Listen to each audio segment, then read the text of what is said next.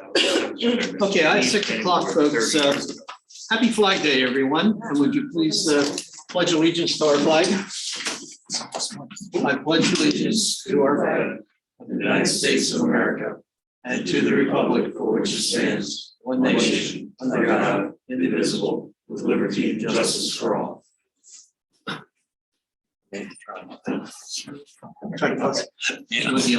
No. All right. Welcome, folks, to the June 14th meeting of the Town of Canandaigua Planning Board.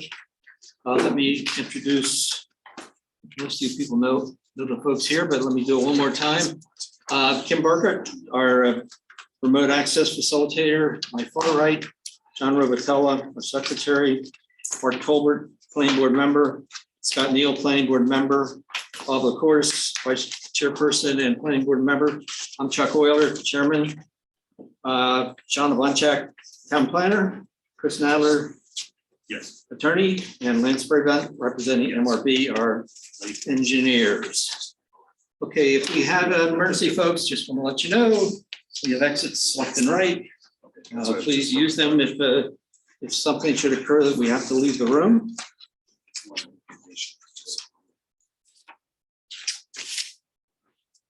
Okay, moving right along, I will ask anyone who has something that is not in our agenda this evening. Hopefully you all have agendas.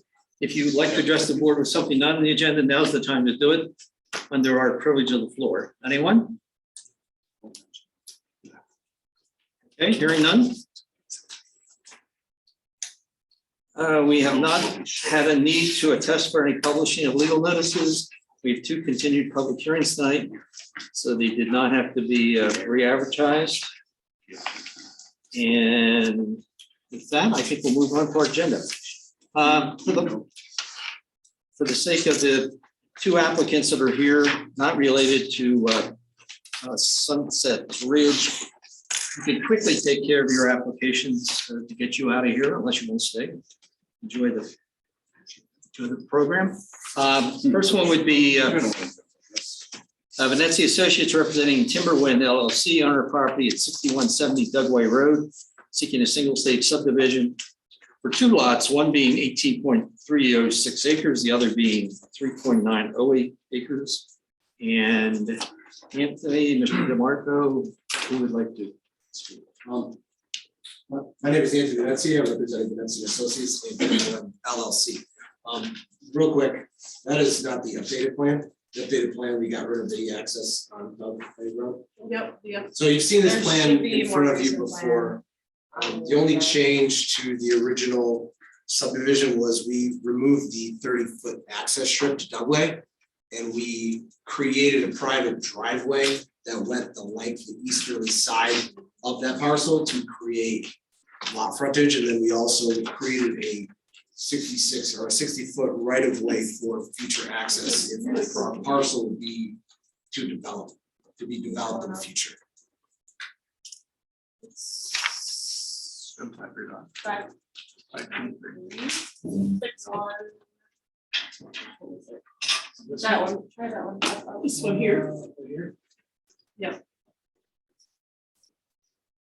It's got the right of way.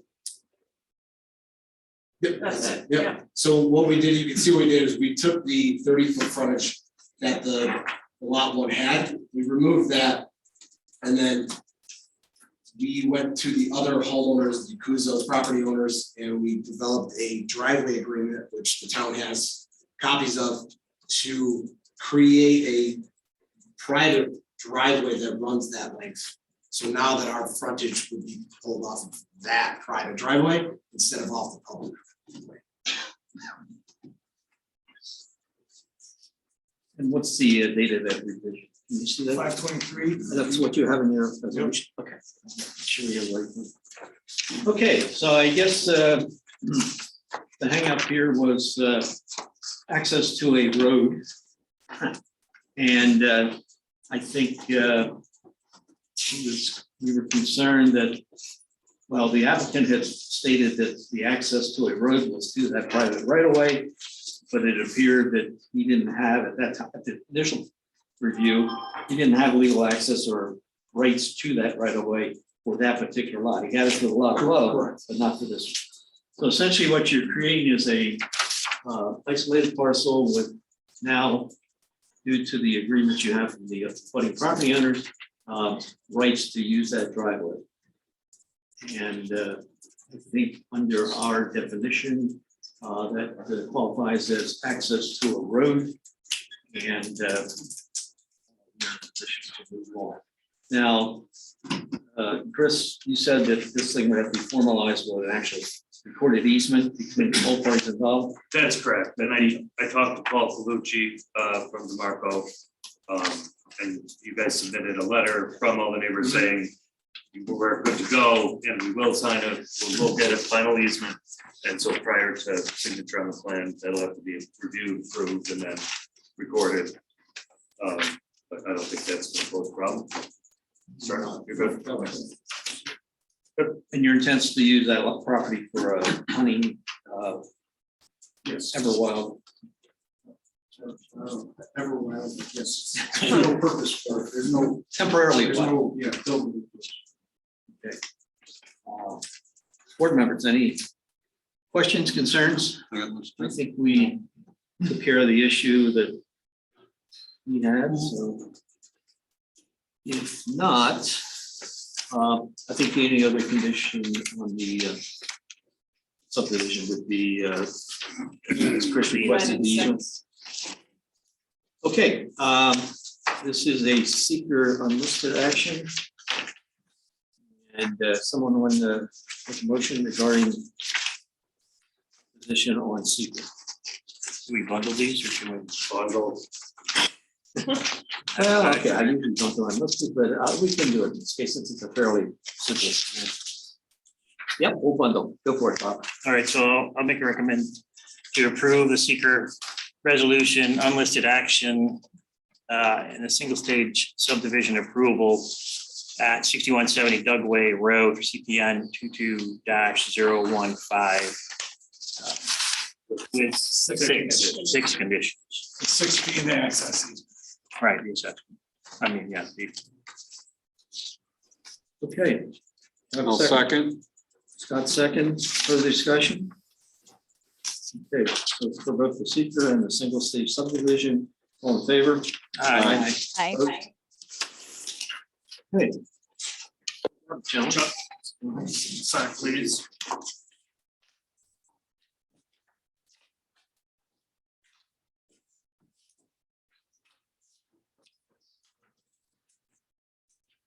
Have a good night. Have a good night, guys. Hi, guys. Okay, the other housekeeping application we have is from Jeffrey and Jane Holstead at 3590. Well, they live at 3590 Hickox Road in Canandaigua. They own property at 3240 Middle Cheshire, requesting single stage site plan review for reconfiguration and a minor expansion of the existing parking lot. And for some of us that are old enough to remember, Dr. Holstead was in to see us a couple years back and got approval for this exact same work he's proposing tonight. And I guess his time ran out, so he had to reapply. And from my understanding, the plan is the actual plan that was signed by the chair of the planning board. So if it's the exact same plan, I don't see any issues unless any members of the board do. Do the new members of the board want to be briefed on this in any way? I Since don't you're think not- so. I've read through the old, Yeah, same here. so I think It's fairly it simple. looks fine. Dr. Holstead, if you. I don't have anything to say except that there's no changes. And we're covering. Just that COVID got. I'm trying to find contractors and we'll have to keep putting them through the. You think you're in pretty good shape this now? Bring to Bob Johnson. See what happens. He's a busy man in and of himself. All right, well, you'll be under the same time restraints that you were before, but you're starting anew. All right, well then, I forgot to ask in the last application, anybody from the audience, but I don't think there's anybody here for DeMarco. Is there anyone here that'd like to speak regarding this application from the public? Okay, if not, we'll move ahead with, again, a bundled seeker unlisted action and a single state site plan. Just for the record, the conditions that are attached to your resolution, there's 5 in total. The first 3 are standard ones, but the other 2 were part of the previous approval. One was dealing with a waiver from a 9-foot by 18-foot parking stall, which in the town code requires a larger stall, so the planning board at the time granted a waiver from that. And then the other one was a condition that you guys had encouraged the use of land bank parking where feasible on site. So I just added those 2 in over the weekend based on the old approval. Which I know you guys had not seen yet, so that's why I was pointing it out now. What was the notes on the 9x18 on the parking? Were there any notes for that for variation? I think there was, I don't recall the reasoning other than the parking lot in order to accommodate these parking spaces. 9x18 gave them ability to accommodate more, which was more in kind with what they were looking for. And I think a lot of it was because it's an existing site. So the existing stall size at that time, we just continued with the same size. That's my I understanding. think the standard for parking stalls is trending small. Yeah, you don't want to increase pervious surface, impervious surfaces. So I think given all those factors, that's why we granted the waiver, even though the code says 10x20. But Lance, can you help me to better understand 0.5, the land bank parking? So the land bank parking, I think at the time when the planning board had approved this project, the applicant was talking about, because some of this was increasing in the parking area to accommodate the expansion. But there was idea that, the idea of land bank parking is if you don't need it, keep it as grass. And then if you need it, build it. Get the approval now, design for it now, design stormwater for it now. But if you don't actually physically need to build it now, you'll get an approval. Then when you do need to build it, you can't, because you'll have your approval. And that's the grassy field to That's the the west. specific- Right. So it showed that we had additional parking area that they could build if need be based on this approval. But at this point in time, the idea was not to build it, and we'll wait. Would that fall under the same size constraints as the? Same size constraints, yes.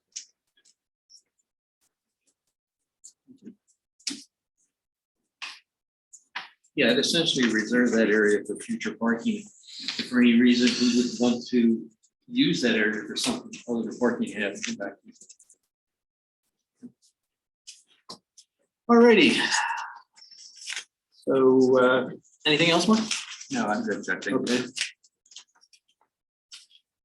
Okay, I was looking for, did I get a motion for? Not yet.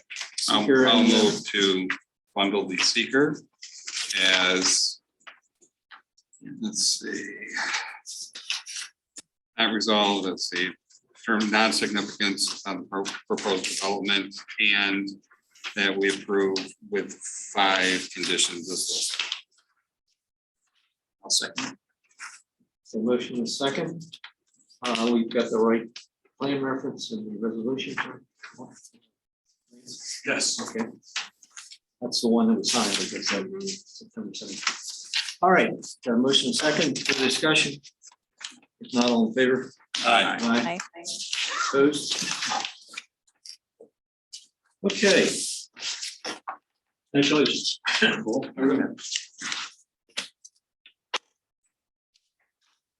All righty, doubling back. Let's go back and reopen hearing for engineering representing Angelo Cardello. I'm gonna have your name by the. Pete Chardello. Pete Chardello. How do they char? There's no H. 2 C. By saying it in town. Yeah, There you go. Yeah. How do we get charged? Say, it comes in a Dutch boy like himself. All right, anyway, we all know who we're talking about here, and he has property at 3535 State Route 264, seeking preliminary subdivision to subdivide 33.18 acres of the 33 single-family lots ranging from 0.46 acres to 2.74 acres. And this again is a continued hearing from May 24th and further back than that. So I'll reopen the hearing. I think if it's behooves the board and they're in agreement, I think we're ready to move on seeker this evening. And I would also like us to consider very seriously preliminary subdivision approval. There's no outstanding issues that we feel have to be addressed. If that would occur this evening, then subsequently, the applicant would return to the board for final plan approval, because it is a two-stage process. And the final plans will be based on section phases, whatever you want to call them. And they would detail more the, call it the hard engineering that's required as part of those sections. The preliminary approval basically gives us a concept of street layout, lot size, lot areas, a lot of the issues we've been talking about for the last couple of months. And hopefully, I think we're at a point that most of those have been resolved, or if not, can be hopefully resolved this evening. And if that's the case, then we would act on seeker and preliminary, again, if the board is so inclined, and then wait for plans to be submitted for final approval. So that being said, does the applicant want to make an opening statement at all regarding anything that's occurred in the last 2 weeks, 3 weeks, I guess? Right, we were just here a couple of weeks ago. Try not to rehash old issues again, but well, just real quick, Sal Lee Chardello, attorney for the applicant. So I think the main outstanding issues that you were mentioning were the highway superintendent's agreeing to snow plowing of the road, County Road 18 up there. We've reached out to Hopewell several times, and we haven't really made progress there. But we really do think it would help to have at least preliminary, so we can show them the plan, and really they can know exactly what road and the size of it and all those details. But we're confident that we can get some kind of agreement before a final.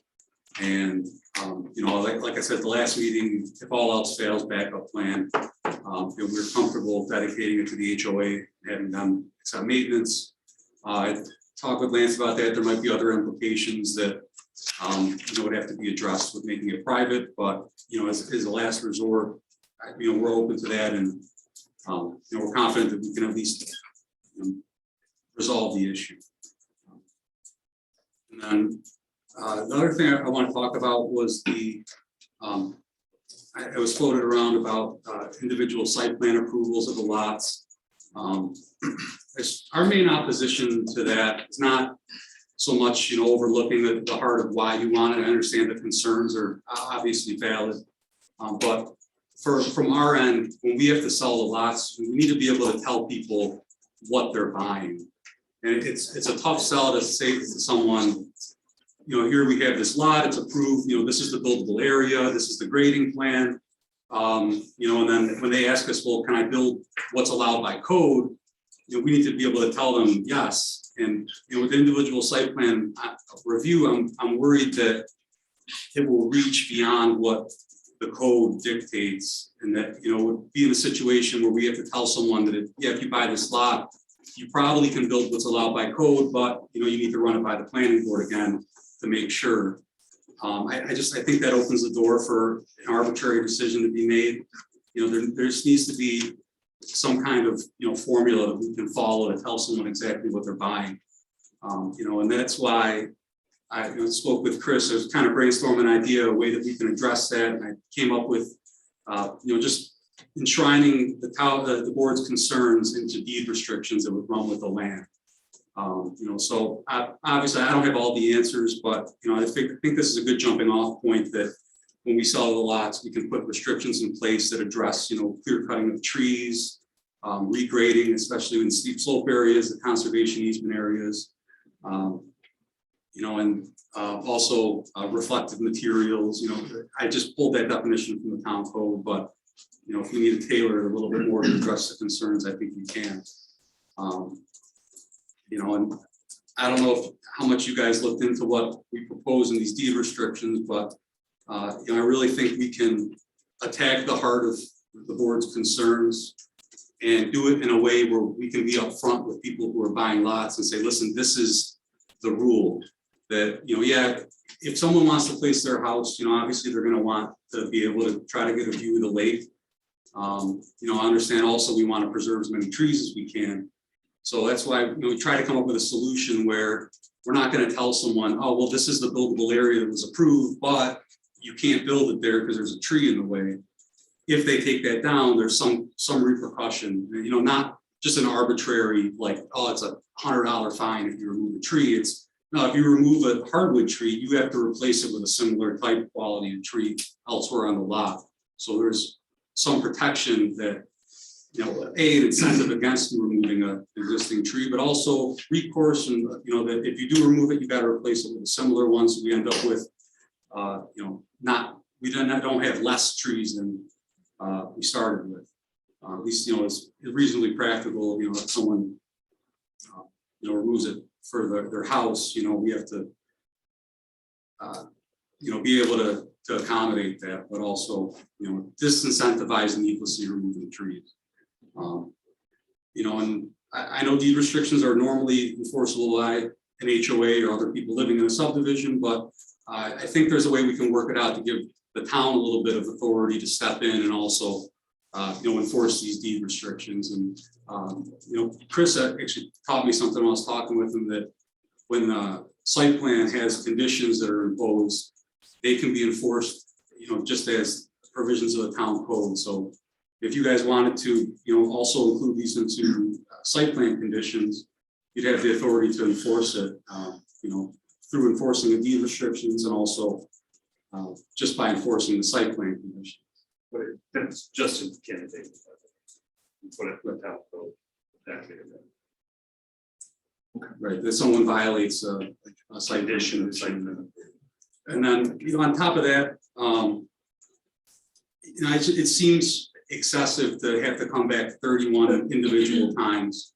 I'm flattered you guys want to see me that much, but you know, Maybe I'll have your name down by then. right, by the 28th one, we'll get it down, but you know, it's just, it really is a burden. It also decreases the values of the lots to the extent someone has to factor that in, that, oh, okay, well, I'm gonna buy this lot and I also have to spend the money to, you know, pay an engineer and an attorney to go to the planning board for me. So, you know, it just really is, it would be a significant burden. Then on top of that, you know, we do have the plans being reviewed here.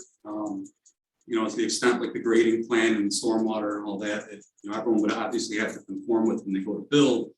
But then, you know, when you apply for a building permit, that's what code enforcement is checking for, to make sure you're complying with what was already approved and also what the town code dictates. And then after construction, he goes back out to the site and he, you know, walks everything and makes sure that what was actually built conforms with what was proposed, and you don't get your C of O if it doesn't.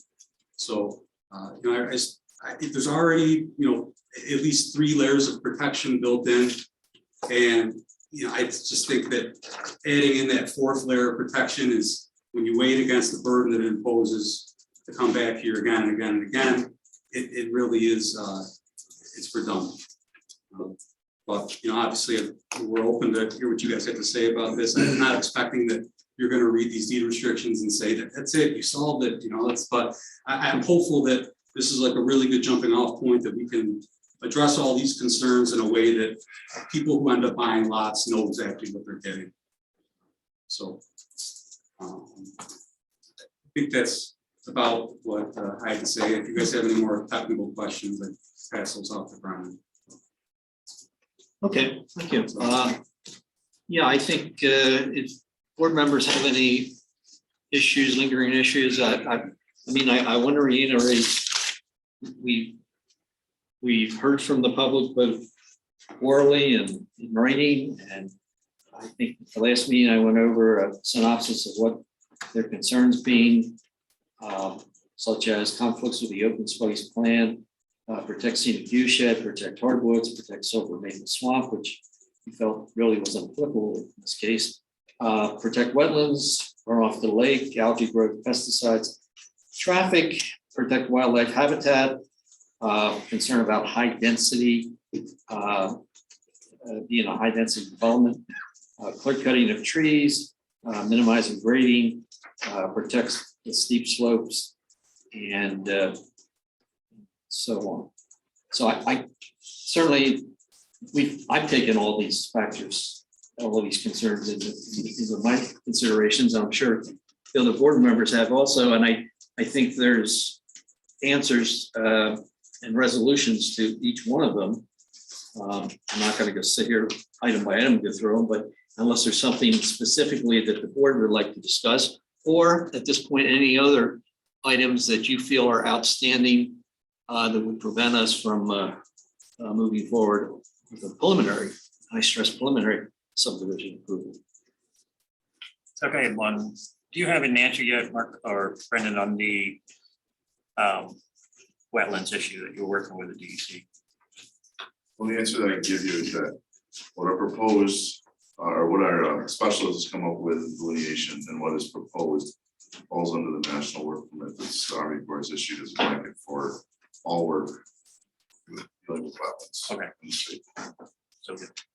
And just a question related to the wetland portion. I noticed on the property that most of the west end of the property, several hundred feet in, has been delineated with tags labeled as wetland.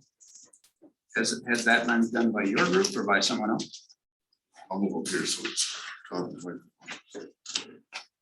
Environmental resources. Let's see, Gene Lanieri, I'll call it, sorry. Is the biologist that delineated what. So that was there, because it's a fairly significant portion that runs almost the entire length of the property north to south. And then it looks as though it goes in about 300 feet. Does that 300 to 400 feet, does that match with what you've discovered so far? There's a, he delineated an intermittent ditch that crossed the property from north to south, as well as a wetland area. Yeah, I think when you look at the elevations, it seems to cross in the region from about 707 to 707 on the map. If you look at the elevations, is that how you understand it too, Ryan? We can pull up that report if we need to. It sounds about right.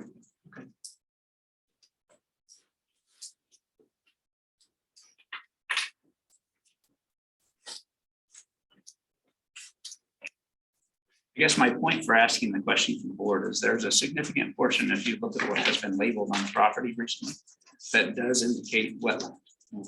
So on the determination. So that is something that I would have concern with. And it looks to be, when you walk the property, more than a ditch, as the water is in there more than 6 months a year, and it continues to be there, so. And does your plan discuss that wetlands, or what's the report say? I mean, does it plan for that, or? So if you want to, we can bring up the wetland specialist report by environmental resources. Basically, there was a delineation report done that highlights the species and what they found for the wetland area as well as the intermittent ditch. Our plan for the ditch is it was provided at the very beginning. It's probably in the other file. Okay, anyways, I can go through it. The intermittent ditch, we maintain by diversions culvert through the site. And then the wetland area is being filled in, as it's classified into that national work permit by the Army Corps, which allows to be filled in, it's less than Did you see it? 1/10 of an acre. So we've also sent this delineation report to the Army Corps of Engineers for comment. They've also been included in the seeker coordinated review, and we have not received comment from them for this time. Is there something in particular that you wanted? Scroll. There's a lot of. I think if you were to go down to the number 7 there, actually that's our survey, but that shows the delineated areas. So it actually was up right there real quick. So this is the wetland area here in the 0.081 acres. It's a lake shrub wetland. Then they got the intermittent drainage.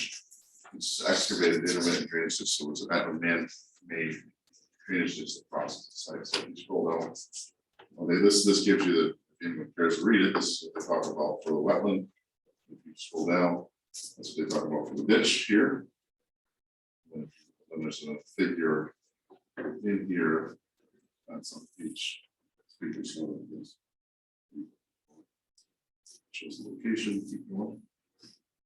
What's up on the location? See what it's, which source of fix.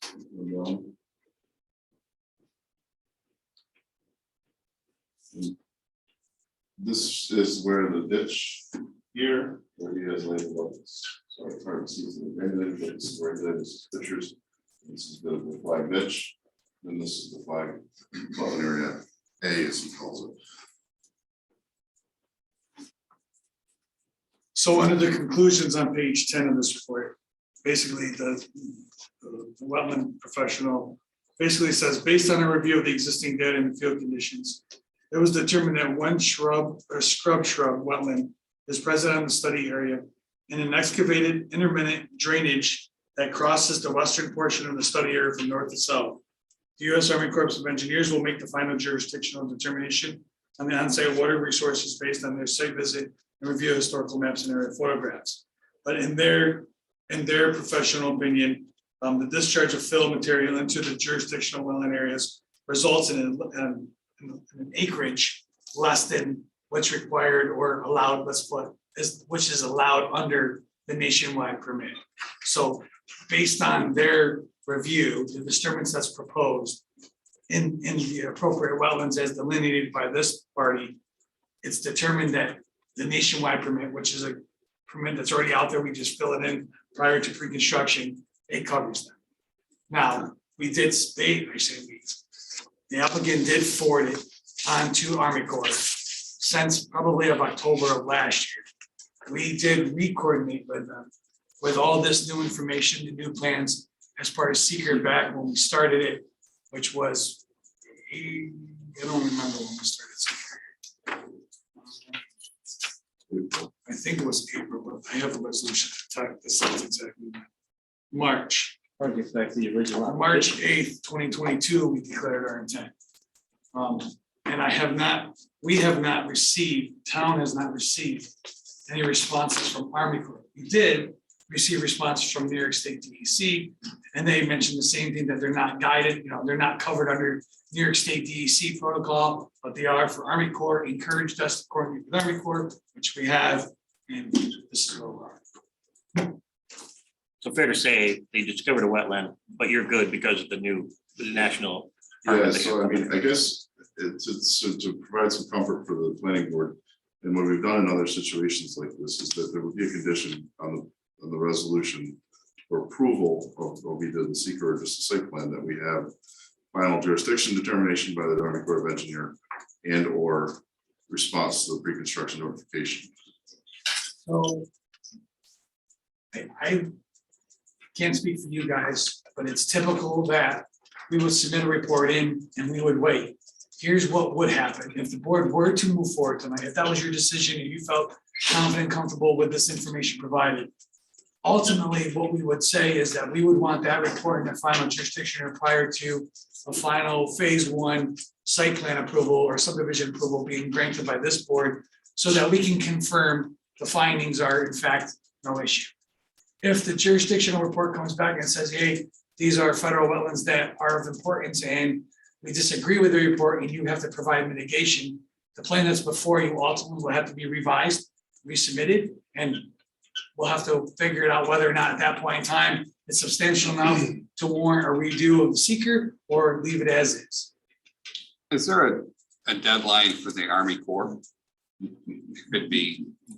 Could be whenever they get to it, whenever they feel that they can get to it. That's the difficulty. But we do rely, I say we, because I know MRB Group has done this, we've been on both sides of the table. We have clients that we represent as well. When we've done reports, it's standard practice for us to have a third party with their license go out, do a delineation report, and we rely on those reports for our guidance and our reviews. Ultimately, I understand the board's position either way, and we'll provide whatever information we can. My concern in walking the property is that the wetland area seems much larger, both based on walking it, based on the flags that are marked on the property, than we're indicating here. So that's my concern with it. In our natural resource inventory update that was updated in March of 2020, we talk about the importance of these wetlands because they offer habitat for species that otherwise can't happen in the town. So that would be one concern. And doing that is just making sure that we truly understand, because that, and walking through there, once you go about 200 to 300 feet in, until about 600 feet in, I was hitting waterways that were going up to my knees, and I didn't think it was that deep. It didn't look like it was. So that's my concern, is that we have a larger wetland. And as you go to the north, that gets more prevalent, and it moves into moving water by the, I believe it's Lakeview is the name of the property.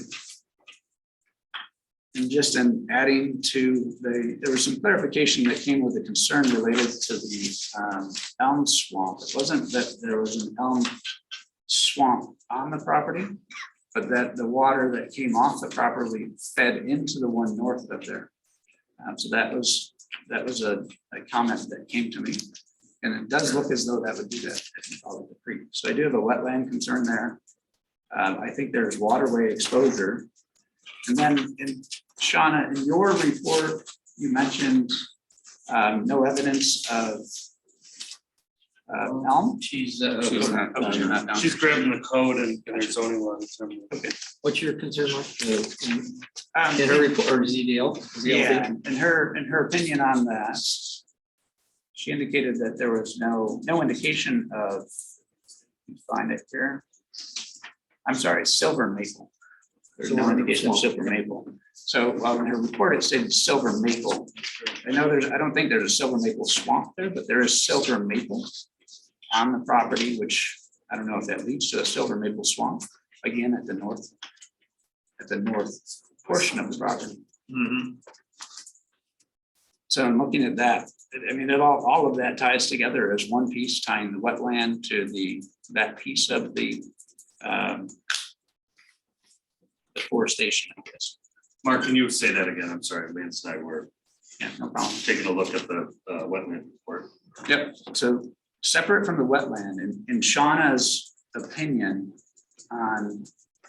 in our last meeting, she indicated that there is no indication of silver maple. She may have meant no indication of silver maple swamp. Don't know. In walking the land, it does appear there are silver maple trees that are there, which would also fall into the northern hardwood. There's actually a number of, I learned a lot about trees in 2 weeks, but there's silver maple, green ash, tulip trees, weeping willow, black cherry, butternut, shagbark, American elms, eastern hemlock. That's the good stuff. There's multiflora rosa and Norway maples. That's the bad stuff. And there's a lot of sumac and buckthorn. That's there. I think the silver maple swamp is considered in our National Resource Inventory a significant environmentally sensitive area. I don't know if the silver maples in and of themselves are considered, other than it could be part of a cluster of the forest. But the swamp, I guess, has sensitivity, and I think in looking at the NRI plan, it did not show any swamp on this site, and that's why I guess, I don't want to speak for Shonda, but I think that's why she responded the way she did. I think you described the wetland in this report with our specialist, which we rely on for all this information for planning purposes. So he stated it as a late shrub wetland. Lance, correct me if I'm wrong. I mean, if there's no national, state, county impedance regarding wetlands as to what can occur out there, properties can be wet. I mean, they can have high water tables, and usually in the engineering, you account for it with under drain and to try to dry it up. And it's awfully tough to hold an applicant to something that is on compliance, but it's moot on whether it's in the national, county, state, whatever regulatory wetland. Is that true? Sure, Yeah. so I think sometimes the difficulty is when we complete these EAFs, we're told to do it online through the EAF mapper. The EAF mapper automatically populates several of the key factors in your EAF. One of which includes wetlands. And this particular one, it says no wetlands on site. So the applicant, knowing the site, and I'm not speaking for, against, or whatever, I'm just pointing out, they did do a wetland delineation report by a professional, third party, provided that report, and it's their opinion that there is none. Totally understand that we have some discrepancy based on, I know, another view of the site. We did coordinate with Army Corps. I really wish Army Corps could have responded back. I think that would most certainly help support one way or another the decision. I don't know really at this point what more to provide because you have two parties saying two different things. It really comes down to the board's decision on whether or not they're comfortable with moving forward, not knowing what the Army Corps' position is, or do we continue to wait to provide that information? No, I think there's a third option. There was the condition of approval. Move forward, yes, I agree. Okay, let's move on to other issues. Board members, anything? Brendan, just for clarity on the plans, on May 3rd, we received a set of plans that showed the stormwater on section 1 in section 2. On May 10th, the PowerPoint showed the stormwater facilities at the northwest corner in section 2. On May 17th, it shows it on C100 in section 1. On May 23rd, it shows the stormwater in section 1. On May 23rd, C108, it shows it in section 2. On June 7th, the grading plan, it shows it in section 2. Where are the stormwater facilities? In section 1, of course. That was said Have to be. last meeting, you said you're gonna do both of them in one. Yes. Yeah. I thought we received, and I apologize, I thought we received a plan June 9th. June 7th, June 9th. The only thing we Grade plan received, C3, that was from 3 staff, C100. but that's one we had already received. Right, that's C300 one, They- which is the they- last plan that I got. Stormwater management. Yeah. Showed it probably in one of the section. First things excavated. Yeah, the grading plan was taken from the email I sent to Chris. I Yeah. probably had an old copy of it. Okay. Because I really was showing them off of the grading area, not the. That plan showed it in section 1, so that's the only reason I referenced that. It'll be in section 1. So C108, which we got at the last set, That was the last one, right? that shows it in section 2. Yep. That's correct. Well, I think that's one of the items, I know Lance is concerned about that, I guess. It's gotta be nailed somewhere, is where your section lines are gonna fall. Whether what you're showing now is the way you're going to submit your final plans, or are you If you going want to? to scroll to the overall site plan. Just do that. Can we go to the plan set, the actual plan set, just because that one shows 4 phase lines and I think that would be the best. It's gonna be. You scroll down.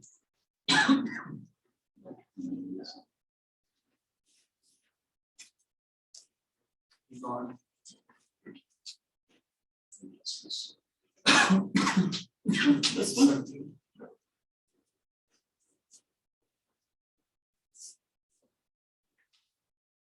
This one? That's fun to see. Now you wanna go to the grading plan? Well, right here's the section line, this is stormwater pond, so there's section 1, there's section 2. This plan is ultimately the plan the planning chairman will be signing. This is the plan we will be following for final submission. So is the grading plan that we got today not correct? There may be a typo, Okay. this is the ultimate site plan. that we Sign, this is showing section 1, stormwater pond, section 1. Be it resolved, the basin will be part of section. That's correct. Has to be. town staff, some town staff have recommended that the ponds be installed prior to any building permits. Is that correct, Lance? Typically. Yeah, typically in the construction that sequence, both which is ponds? online. No, this, Just the one. this phase one lower pond? pond does all of the lower area. Okay, So Okay. that one will have to be installed first before pretty much anything. Now, there's gonna be some grading that has to naturally occur in order to accommodate the construction, but that The was. construction sequence of typical subdivisions, installation of infrastructure, the roadway and the stormwater pond will be part of the infrastructure. Now, I want to make it clear to the board, and this is the one question, most of MRB's preliminary comments have been addressed, but the phasing plan at this point is something that ultimately still needs to be worked out.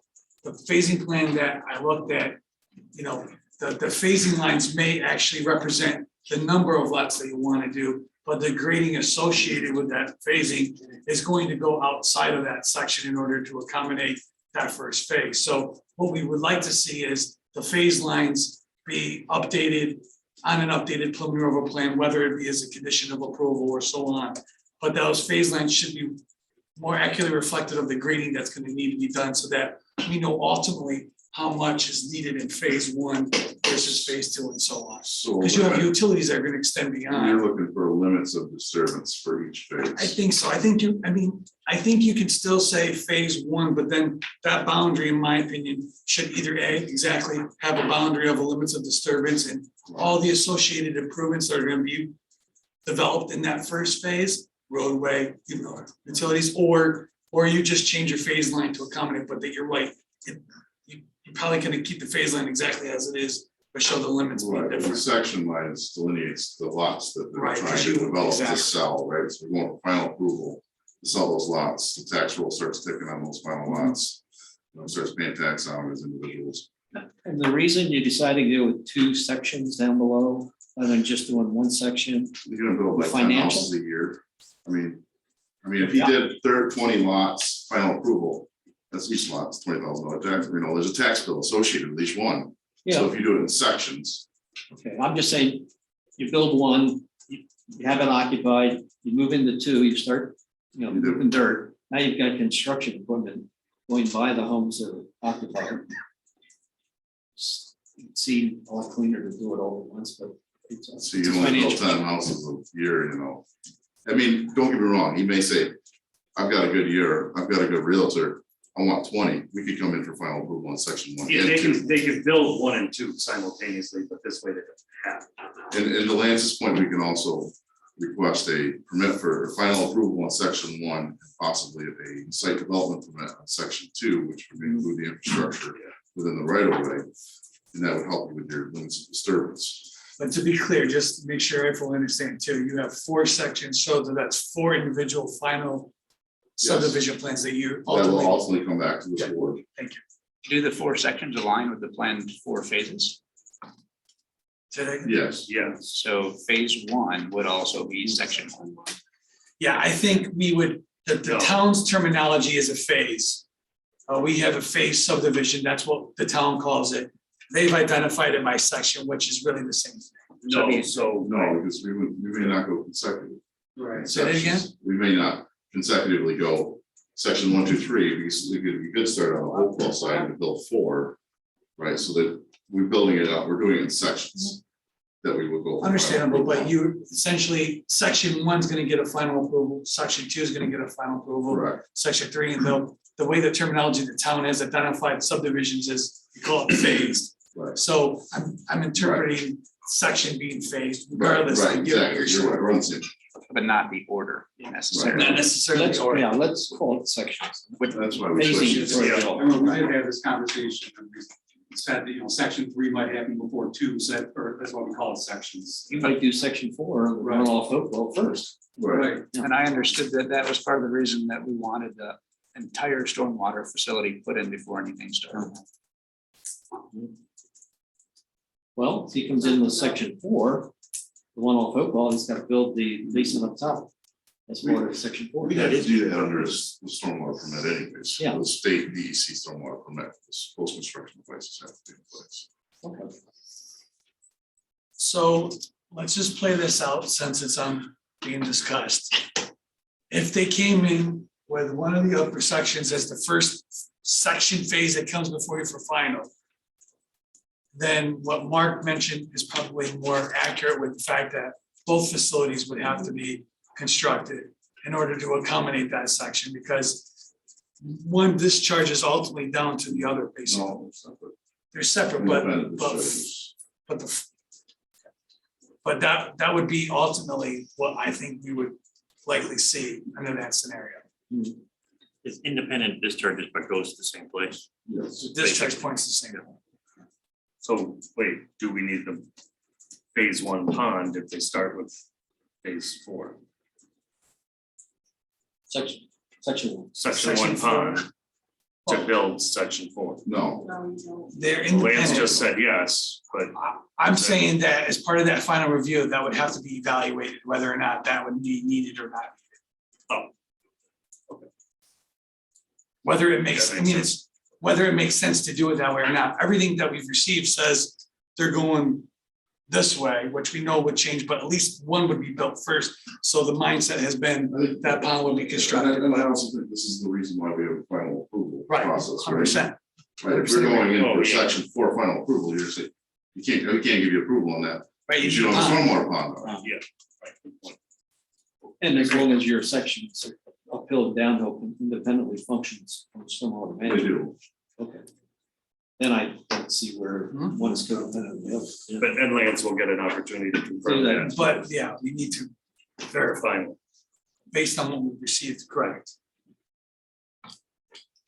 Other issues. No.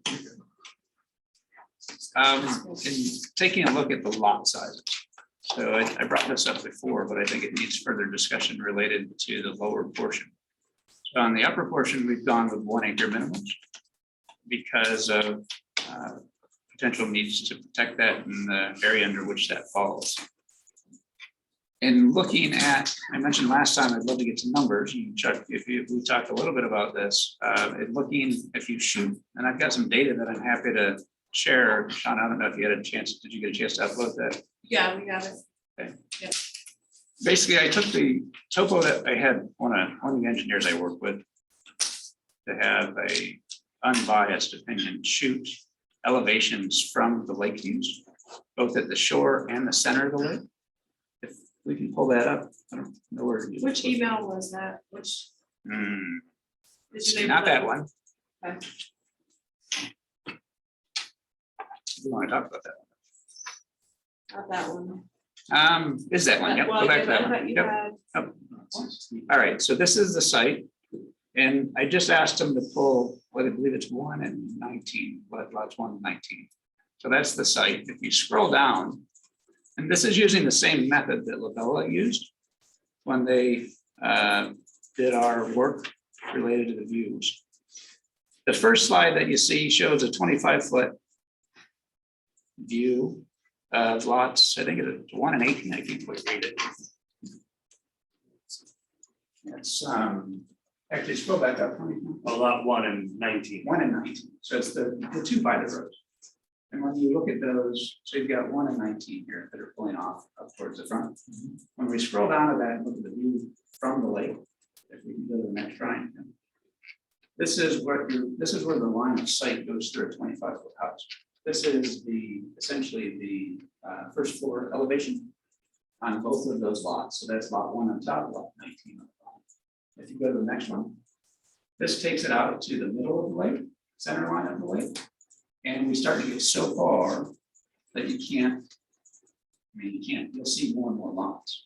When you go across the lake, if you were to go to West Lake Road, that will continue to expose more and more of the lots.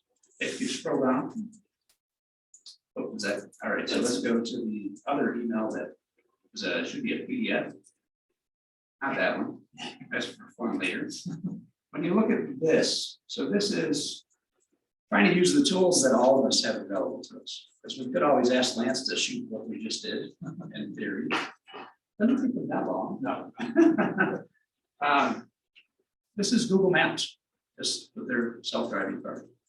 This is in front of the property, looking out towards the lake. We have to also remember that we're looking at this, we have trees in place 5 months a year, 6 months a year, when it comes to view shed and things along those lines. I don't know about the rest of you, as a resident here, I live here 12 months a year, not as numbered yet. So I think we've got to take the responsibility of what things look like all year round, so we can see the lake. Scroll up to the next one. This is looking back to the property, you can see the hill. Next one. Same thing, lake view, next one. Hill view, I mean, we can see this. And then I took same Google Maps. Directly across the lake at the yacht club. That's where it shoots across. What's interesting about this? Resolution's not great, but you clearly see where things have been clear cut. Which is essentially what we're talking about. Now we'll go up the hill to the yacht club. And you'll see that even further. And I think there's one more that kind of demonstrates that. You can see that this is blurry because it's blown up, but that's shooting from a car. Relatively low resolution. What are you showing us on the other side? Is that actual? That's or Hopewell. proposed? That's Hopewell Ridgeline up there. That's right. So it, That is part of it. Actually, the first picture Okay, I is thought you- part of Flick. So you go, sorry, down. Page Sorry, page 92. Next, right here. This is shooting straight across. So this part of this property is actually going to start over. So it starts with the land. Where's Canandaigua Shores? Canandaigua Shores on this one should be, I think that's looking a little bit bad right there, right? That's Hopewell. it's directly across the lake. Gonna be- So that very top is going to be the That's first the ridge old line Lincoln Hill. that you're seeing. That's That's right. It's But what Hopewell. you're picking up is you're starting to pick up clearings and everything down here. And this is just shooting from. so again, Mark, there's buildings that we're looking at up on the, are they, Oh, pull up, Google it. Pull it up. are they in They're in Hopewell. Hopewell? I think that's on the bridge. It's on 18, up on 18. That's on Yes, it's the old Lincoln Hill. All right, If we're gonna take a closer look at it, we can pull it. I guess my point being, what's my point? Most of this property, because the further we 3 go months out out, of the year, you're gonna see it. is going to continue to drive view shed. So many of the things that we're trying to address with the agreements on the deed restrictions and everything else could also be solved by setting the same minimums on the lower portion of the property as on the top. Okay, that's your point? That is my point. Okay, Can I make a repoint? someone else did some photos out there and Bob, won't you? I want to just say, the zoning board has already stated a report on this. They have the conclusion that this is not in view shed. It's not in the scenic view master plan. These are their words. That this land is not a property of significance or a land of conservation value. It's all stated already that it's not as a scenic view shed. And Mark, I don't know if you saw them, but I took photos at the property with my drone at 35 feet and higher, and I can't even see the lake. Bob, just for the record, that's Shauna, the town planner and zoning officer's zoning law determination that stated. Zoning law, yeah, thank you. It wasn't the zoning board, it was the zoning Thank you. officer, but the citing report, citing the, On 5/24. citing what is in the available document. Yeah, the last thing or one of the last things today. Yeah, that was the same one that indicated that there were no silver elm. Right. But there was Or silver hardwood, but maple, no sorry. silver maple. She must have. I'll email it to you. So it wasn't I probably won't go. No, it'll take your you 3 pictures seconds. are- Huh? Your pictures, I saw in the email. When you get Bob's pictures up, I mean, they were taken full foliage, so it's gonna be a much different view. 7 months a year. Well, I mean, I live across the lake and when the foliage is off the leaves, I see a lot more properties on the other side of the lake than I do during the other 3 seasons. It's a fact of nature.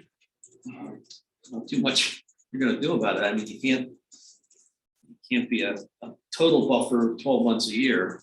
But getting back to the lot size down on the bottom of the hill.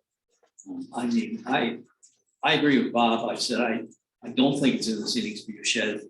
I think that It's being developed under the R120. We are certainly not lucky, but we're fortunate that we have the scenic view shed overlay to apply to this property for the upper lots. If we had not adopted those regulations and it did not apply, you'd have 20,000 square foot lots, top and bottom. And it would be a lot more of a view issue than what we're looking at here. I have a comment about this, too, but I gotta get the map. Oh, okay. But we did adopt it. Yeah, we did, right? We did adopt it. And to be at the determination of the zoning officer, and she made her determination, and I think from a practical aspect of planning board members going out and look at the property, at least I feel that it's not a view shed issue on the lower part of the property, certainly is on the upper part of the property. And I think we'll take steps to make sure that it is preserved and continue to be as a sensitive area that it will be accounted for. So that's my first drone shot at the driveway, at the road, at 35 feet. I figured 35 feet because that was the max height of a building in the R120. I couldn't barely see the light. Things going next one. I moved 60 feet higher now. Now I'm at 60 feet. I can see the lake. No, next 72 feet. And I went further north on this picture. Next. Now I'm down below in the gully there a little bit, and that's at 60 feet. I can just see the lake. Next. It's 35, I think it's 36 actually. I can't see the lake. That's down in the gully. Next. And that's at 59 feet. I can barely see the lake down in the gully. So it's kind of surprising to me that I thought it'd be, I thought at 35 I could see it, but it was surprisingly hidden based on the trees on the other side. Still in the way. Oh, it takes one tree to come down, right? If you go just south of there. Well, we can talk about that all day long, but I mean, that's what it is today. Well, and the reason that I'm suggesting that we treat with the same minimums as the upper is because we get one shot to preserve these natural resources that have been identified. This property was not identified as a property of consequence, but yet it's on 5 of the maps, 5 of the 8 or 9 maps, and highlighted as showing significance. So I guess, Mark, that's sort of what I wanted to talk about. From the scenic view shed, I think both of you did some remarkable work showing what is actually visible to and from the lake. But the zoning regulation in chapter 220-33.1 is what's included in the scenic view shed overlay district. We have an official map that was part of the town board's adoption of that. And my understanding is that the entire property isn't included in the scenic view shed overlay district. My understanding, and anybody correct me if I'm wrong here, is that the upper portion is pretty much all in the overlay district. And that the lower portion has some spots. I think it's on 2 or 3 of the proposed parts. I want to caution that that does not mean that the property is included in the district. The code is pretty clear to the extent possible. It shall not result in a lot size smaller than 1 acre, but that's for lots in the district. So we're not, nothing on the table is to make the entire lower 20 into all 1 acre lots. It would be creating the 2 or 3 with spots of the overlay district into 1 acre lots, which would, I think you'd wind up with 16 or 17 lots. Just to be, so we're all talking about the same thing. We're not, 20 lots, switch them to 1 acre lots, you take 20 lots, you make them about 8 lots.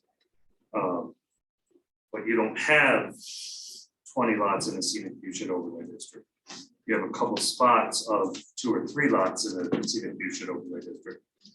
Well, I think it's probably larger than 2 or 3. So again, if you look at the angles that I had shot, it shows that most of those houses and 1 in 19 will fall into it. If you pull up the, I don't know if anybody looked. No, at but the- wait, hang on, Mark. You may be 100% correct that that's what is viewable from the lake. But regardless of what's actually viewable from the lake, the only place to which the code applies are locations shown on the actual overlay map. And when I asked Labella, Barbara at Labella, how Labella did that, I used the same method that they did in doing this.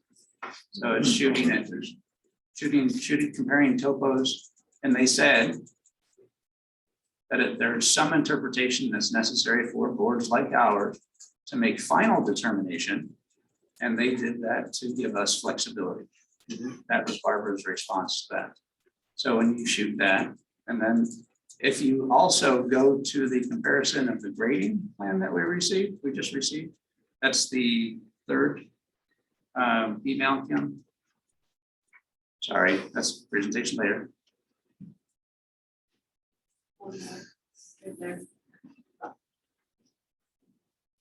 On the top of that, I thought it was, I didn't think it fit as You had it, concerned. it's It was open. Go to one of the other 4. Yeah. Yes, There. yeah. Yep. So those are comparing, on the bottom is the existing conditions. The top is the grading plan. And I did 25-foot elevation, not 35.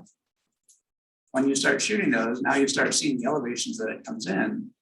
Your map, if you go to 35, it's gonna pick up a whole bunch of houses especially. So we have that issue. And then, I don't know if anybody's spending the actual time on looking at the grading plan. But that is a complete reconfiguration of that entire. The only way that can be done is by clear cutting that plan. And that is not the intent of, and we recently had a multiple board meeting, that's not intent of the town. Realistically. So I do think it's a responsibility that we take a closer look at these and make sure that we understand what we're looking at and that we set this up appropriately. And that's why I also state the upper half and the lower half should be treated essentially the same. Okay, any other points? No. Regarding that, certainly heard your thoughts, Mark, and we'll consider those along with everything else. Any other board members have any other issues? I've got a couple of loose ends I'd like to tie up. The ownership and maintenance of Road B, that's got to be tied down. Well, it's got to be tied down at some point, and because No, sir, it has to be tied down now. now, okay, so it would be a condition of the owner. Yes. Okay. I don't like the option of a private road at the end of the cul-de-sac. I think that, from my understanding of what Lance has told us, Hopewell is requesting that their portion be dedicated. So then you would have a dedicated road, public road, ending at the municipal limits and then becoming a private street. And that's crazy. So it's got to be public in both communities, and the communities have to work out some sort of maintenance agreement. I think it's commonly used throughout, intermunicipal agreements are pretty common around as to who's going to maintain what. Certainly makes sense from a practical standpoint. Hopewell is up on one down County Route 18. They go in there, they go out down to the bubble and come out, and somehow they are compensated for doing that work. And then when it comes to capital maintenance, paving, repaving, that's something that can be worked out between the highways. I just want to add to that, Chuck. Sure. I'm not trying. County Road 18 is a county contract with Hopewell, so Canandaigua could file County Road 18, get paid by the county and do the same thing. So there is other options. It's not just one option. Well, I don't think Jim wants to start doing county roads in other towns. He's got more personnel. But anyways, keep going. That's got to be worked out. I'm just Yes. saying that's got to be worked out, guys, because we're not gonna approve a plan or sign a plan unless there's some sort of way that that road's gonna be maintained. I gotta, it's my understanding that the town of Canandaigua and the town of Hopewell have agreements on other roads. I would suggest that we get a copy of what those agreements, at least one, and present that agreement to the town of Hopewell at Kieran, the highway superintendent, get in a conference with him, meet with him, go over it, get his blessing. Once you have his blessing, protocol would require it to come back to this town, and it has to go through the town board's ultimate approval of it. And then ultimately, it'll have to go back through town of Hopewell town board too. It's every town board decision. Right, exactly. Yeah. But I think your easiest way is to get a copy of an existing agreement, Yeah. massage it to make it make sense for Matt right now, and then present that back to the town of Canandaigua and let it go through the process. I agree. I'm not saying you haven't tried to do that. I'm just I saying know, I that's- think preliminary approval will give us the leverage we need to bring the superintendent. So, if Chuck, your point is you're not comfortable with a private road coming off of a public road. Yeah. I'm assuming your board members agree. So that will actually be, for legal reasons, that will be a condition of approval. The upper road shall be a public dedicated road. Mhm. And then, I'm gonna recommend And that maintenance agreement ought to be would be, drawn up and. I think, before signatures. I For disagree with signatures on preliminary. on preliminary overall, yeah. That way, we're not back, that way the highway superintendent or the town board aren't backed into a corner 4 years from now with something they don't really want. If for some reason Hopewell, you've got four entities floating around who get a say in this, 2 highway superintendents, 2 town boards. If one of them doesn't like it, you've got to redesign your plan. Not that I'm saying they won't, maybe they'll love it, but I think we got to get that addressed prior to signatures on the final. Or on the preliminary. Make sense, Brennan? Makes sense, Sal? Yeah, it makes sense for us. I just, from my viewpoint, there's only so much we can do. We have to we gotta ask them for permission, but at the end of the day, you have, we're gonna dedicate this road to Canandaigua. We're gonna dedicate that road to Hopewell, and then we really don't have any say in like how that gets maintained, when it gets plowed. It's kind of up to the town. Yeah, no, Sure. And it's their so, discretion. right, so it's, there's only, we can keep calling them and stuff, but at the end of the day, I think it has to be one of the towns that's to initiate that contact and figure out, hey, guys, we have 2 roads that are basically one road. Let's figure out a way to do this. And Well, and our highway superintendents are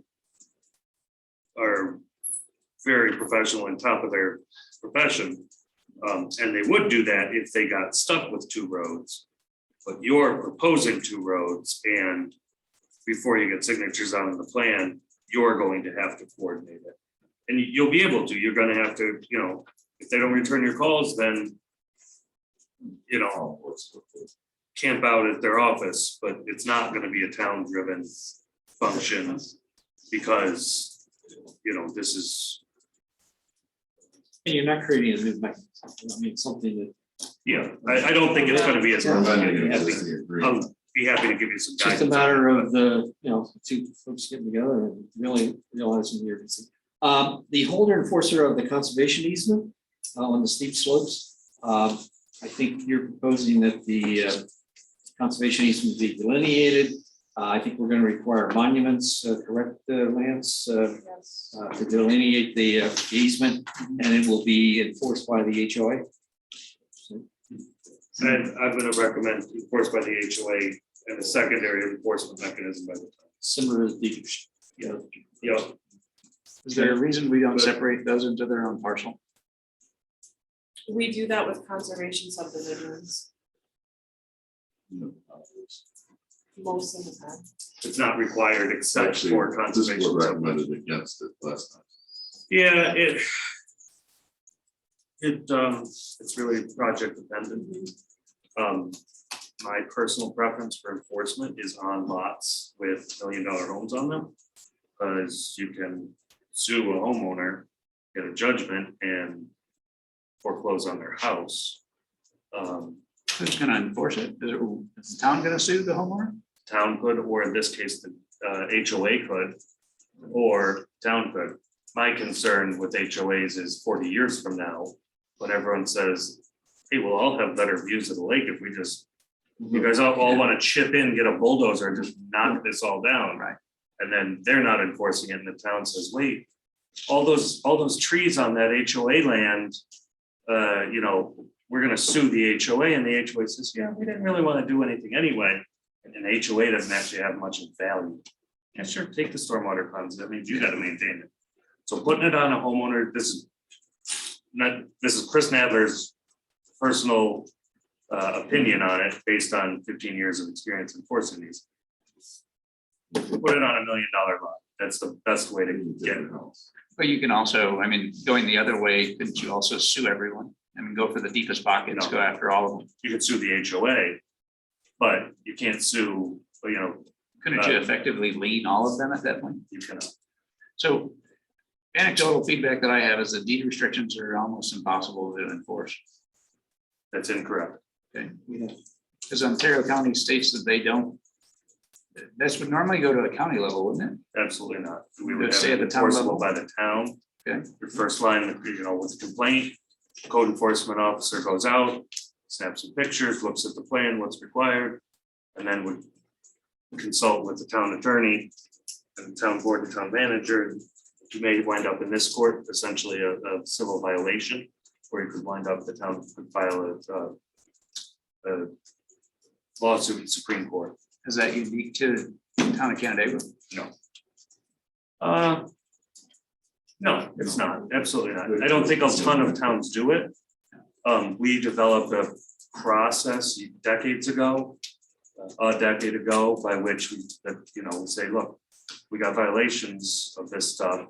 We may try to work it out with the local court, but if that doesn't get us anywhere, we can file a lawsuit in Supreme Court.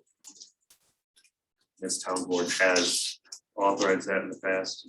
And you feel that the individual fear is greater than the collective fear, the peer pressure from the HOA won't have a greater impact than one person getting sued? The HOA doesn't have anything that any of the homeowners want. What the HOA has is a bill every month for the homeowners. To maintain that, if you put it on a separate lot, then the HOA would own that. That's not the individual lot owners would own it, the HOA would own it. Now, the HOA is essentially owned by the members, but you can't get the members' houses, you just get the lot. And you get the lot on which the stormwater pond is. That stormwater pond costs money.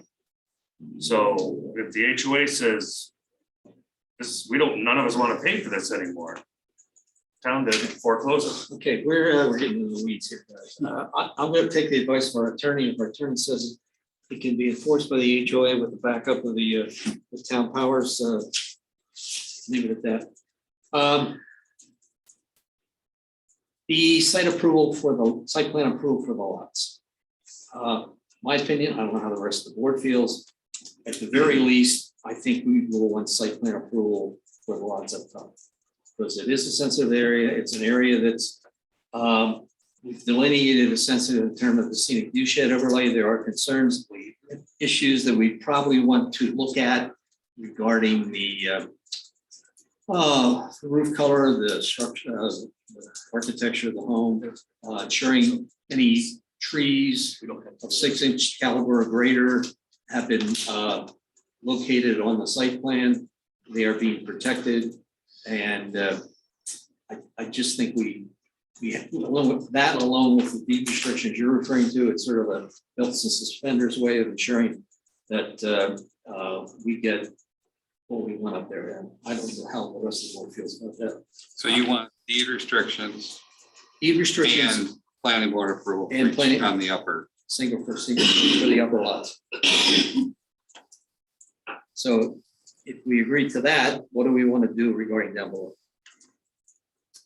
I would not want to see those plans. Does On it, Not lower lots. On the lower lots, I would not. So on the upper lots, I would agree with you. one thing we came up with PRC as a way to do it was that the site plan for each building permit would be submitted not just to Chris Jensen that he make his review, but it would go to PRC between Shauna, Lance, myself, the PRC committee, that we would look at that site plan just to make sure and not have to bring it to the board. For the lower But ones. could, right, but could bring it to the board if you found. Oh, if we feel, If yeah, if we PRC feel there's a is reason to, discretion. yeah, but I think as long as we feel comfortable that trees have been protected, trees have been shown.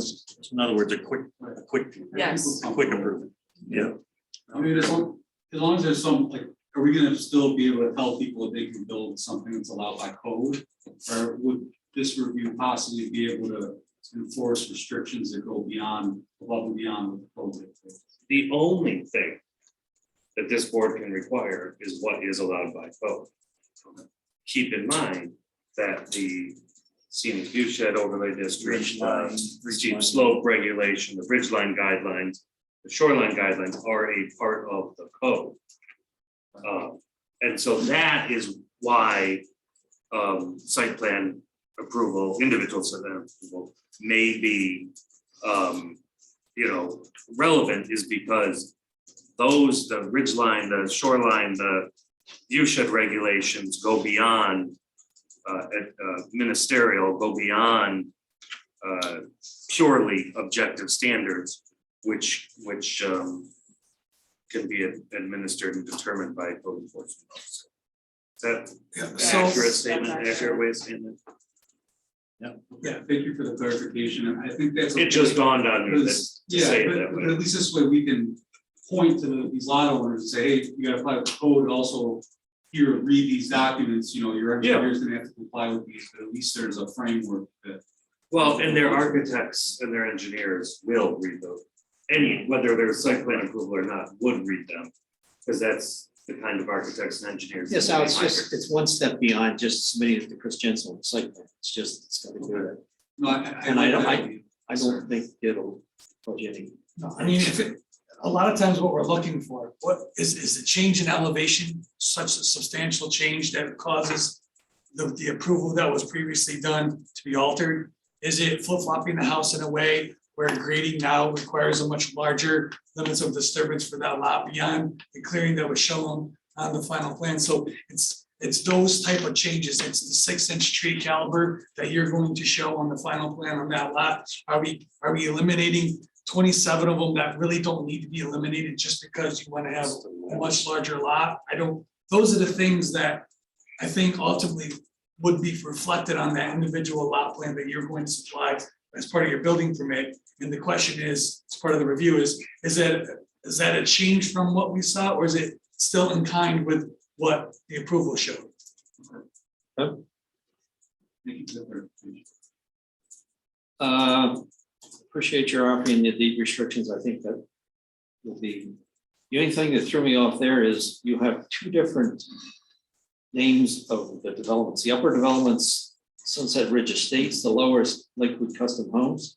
Yeah, I What think- are you doing? What's there? well, so I think that's just the way we proposed it when we first submitted it, we had different names for the lower section and the upper section. Is it one HOA? Well, yes, that's the plan right now is one HOA. I mean, and the names are also, I don't think they're set in stone. I know, I was talking with Sean earlier about naming the development Giving it something some with historical- historical significance. I think like Beaman Woods came up, there's a few others. Yes, we haven't really put a ton of effort into naming it yet.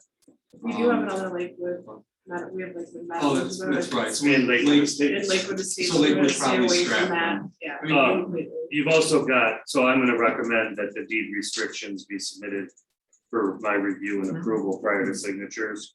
So what Sal submitted a couple weeks ago isn't necessarily what it's gonna be. You're right, I think I Just- indicated in the email too, that it was kind of a rough draft. And you got the HOA light. For the last meeting, I think that's gotta be. Yeah, that'll require a lot more documentation. For the HOA, overall HOA in terms of things, responsibilities and all that. Okay, I see Mr. Finch is with us. We did receive a email from Doug concerned about a couple of points, following up on a couple of points. Some of them are related to sequencing in terms of issuance of C of Os. think a lot of the other issues we talked about, I do want to talk about street design, which was one of Doug's concerns. Doug, is there anything else you want to bring to our attention tonight? Thanks, Chairman. Not necessarily. You guys are deliberating and trying to go through every piece. I would share that I do not agree with Mr. Nadler in terms of the easements. From experience with that, I think that we are much more successful when those are on separate parcels. However, that is not required under Chapter 174 when it does not pertain to conservation subdivision. So that is what it is, and that's something that the planning board certainly has to decide. In terms of the phasing, I was a little bit disappointed to hear the applicants say that they may not follow the sections as they've outlined. I think that when it comes point in time, I hope you would consider developing the lower portion first and getting those stormwater management ponds in before you start clear cutting with the significant grading that is being proposed on the site. So, but with that said, Chairman, I certainly leave it all with you guys. I know you're trying to do your due diligence and appreciate all your time. Okay, thanks for your input, Joe. Okay.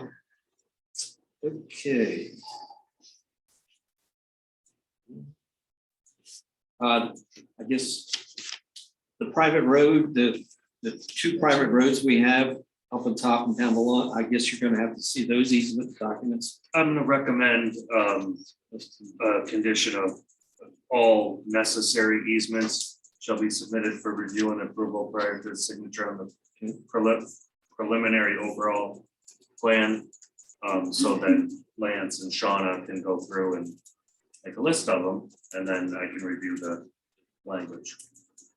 Okay, And that would include utility easements. And water. conservation easements and shared access driveway easements to the town and to the HOA and to each other.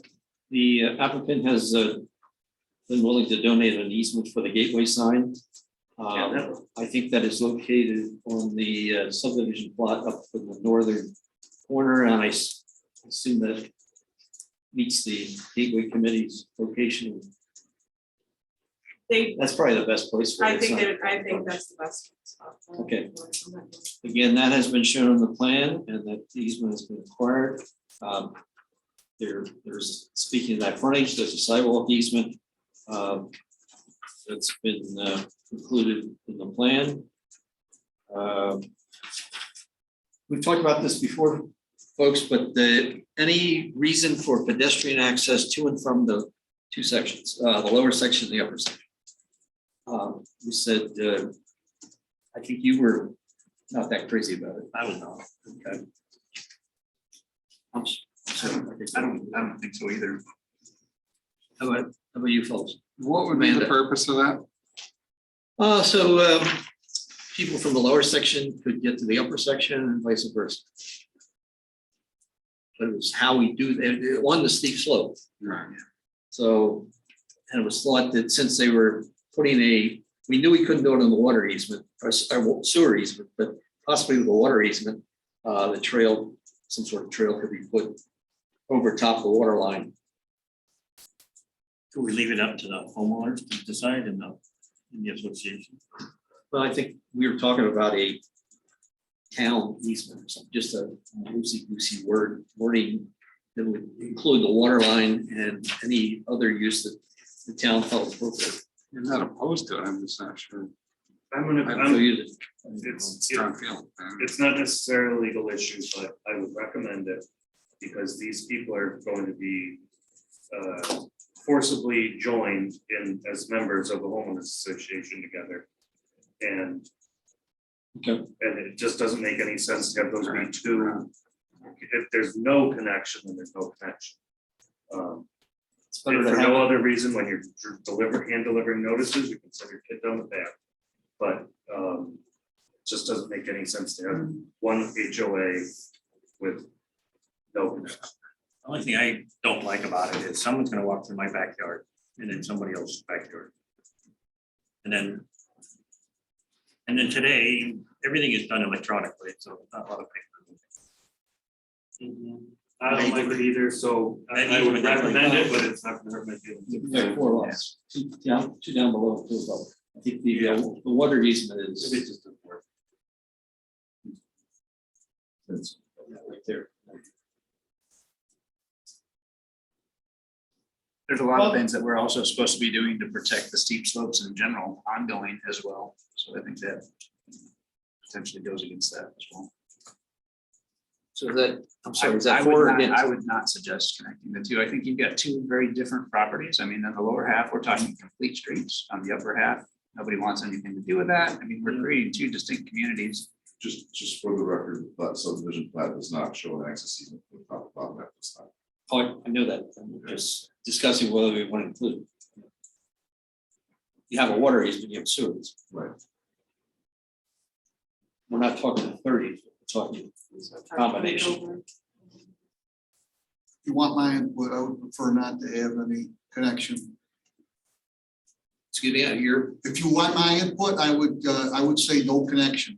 Because somebody that's gonna build that kind of a home there is not gonna want somebody walking in their backyard. Is the likely future attorney of the. Okay, well. Worried about liability. Amanda, how do you feel? I don't see the necessity. I'm not for that connection. Okay, I've been swayed. Hey, Chuck, one thing, I know we've got the easement for sidewalks. But one of our 5 priorities is sidewalks. Mhm. Should we make that a requirement along 364 of putting the sidewalk in, not just the easement? You mean actually putting it in? Where would it connect? Is there No, connections? not right now. There's no. We just had So that discussion. the goal in the past in acquiring sidewalk easements along 364 is that at some point in the future, not like next year, I don't think, but I mean, correct. There would be state or county or federal funding available to install those sidewalks, and the best way to qualify for it and to make your application look good would be to have all the easements lined up. Doug, is that accurate? We also have, I'm here. So we do have a complete streets policy. We did talk about this with the boards the other night. You may recall that I specifically asked the planning board to make sure that they take the additional step over and above just asking for easements to actually require the installation of the sidewalks. We do have a feasibility plan that actually does call for sidewalks and pathways all the way down 364 to the town of Gorham to the Deep Run Park that was done by the county. So I would strongly ask that you actually require the developer to put in the sidewalks on the lower portion. There you go. I withdraw my statement. But you're right, that's what. It was a couple years ago, that's what we were thinking, right? Yeah, Janeco, I think it was all. Yeah. it was easy. they did, and they're being installed right now. Oh, Up to- Oh, up by to the Peppers. Star oh, Shredder. yeah, and this will connect That's soon. part of the big project. Okay, so Install sidewalks. sidewalks will be included on the frontage. So we talked, and we're not gonna have the access connecting to section. Hydrant spacing, Brian, I assume Lance looked at it. It's adequate for fire safety requirements. I mean, the intent is that it would be updated as part of the final plan submission, because depending upon when those phase lines ends, utilities will be extended and stubbed at a certain point. So the final plans will be a more accurate representation of the limits of the utilities. Just point of reference, the basin lot up top is less than an acre, I think. The what? The basin lot, the lot that the HOA will, The stormwater management lot. is that an issue? It's not a building lot. I think that would. fall What do you think under- that is? But to the extent How possible. much shorter than an acre? It's 0.858. I think that falls under the potential waiver in 33.1D. To the extent possible, those. Just want to make sure I got it on the record. we talked about. Pretty sure a significant portion of that is outside the view shed. I think it's only like about maybe halfway up or so. Yeah, but We're sort of treating the whole upper area. Right, as a we shed. were fine with that, just, you know, It's non-buildable. non-buildable lot. All right, elevations of the homes, that can be part of the final. Removal of trees, 6-inch caliber, that can be part of the final. Okay, where are we, folks? You ready to be hashed out, everything out on the table, we're concerned about? We have, we will move on to seeker. And our seeker reader just up there. Well, the first step in the secret process would be for the board, if you're going to move forward with it, would be to declare yourself state agency. And then optimally beginning the deliberation of part 2. Any of the public hearing. And I guess I should say, I don't endorse doing the seeker if we're not gonna at least consider the preliminary. So are we in a position to consider the preliminary tonight? Okay, Right. because So- it starts the clock. yeah, because I don't want to have, I think there's too many things that are incomplete. Doug. So 1, 2, 3, whatever the man is saying. There's currently, well, there's a series of. we'll take a vote later then, but let's, if I get a sense, consensus that we should move ahead with the seeker, we'll do so.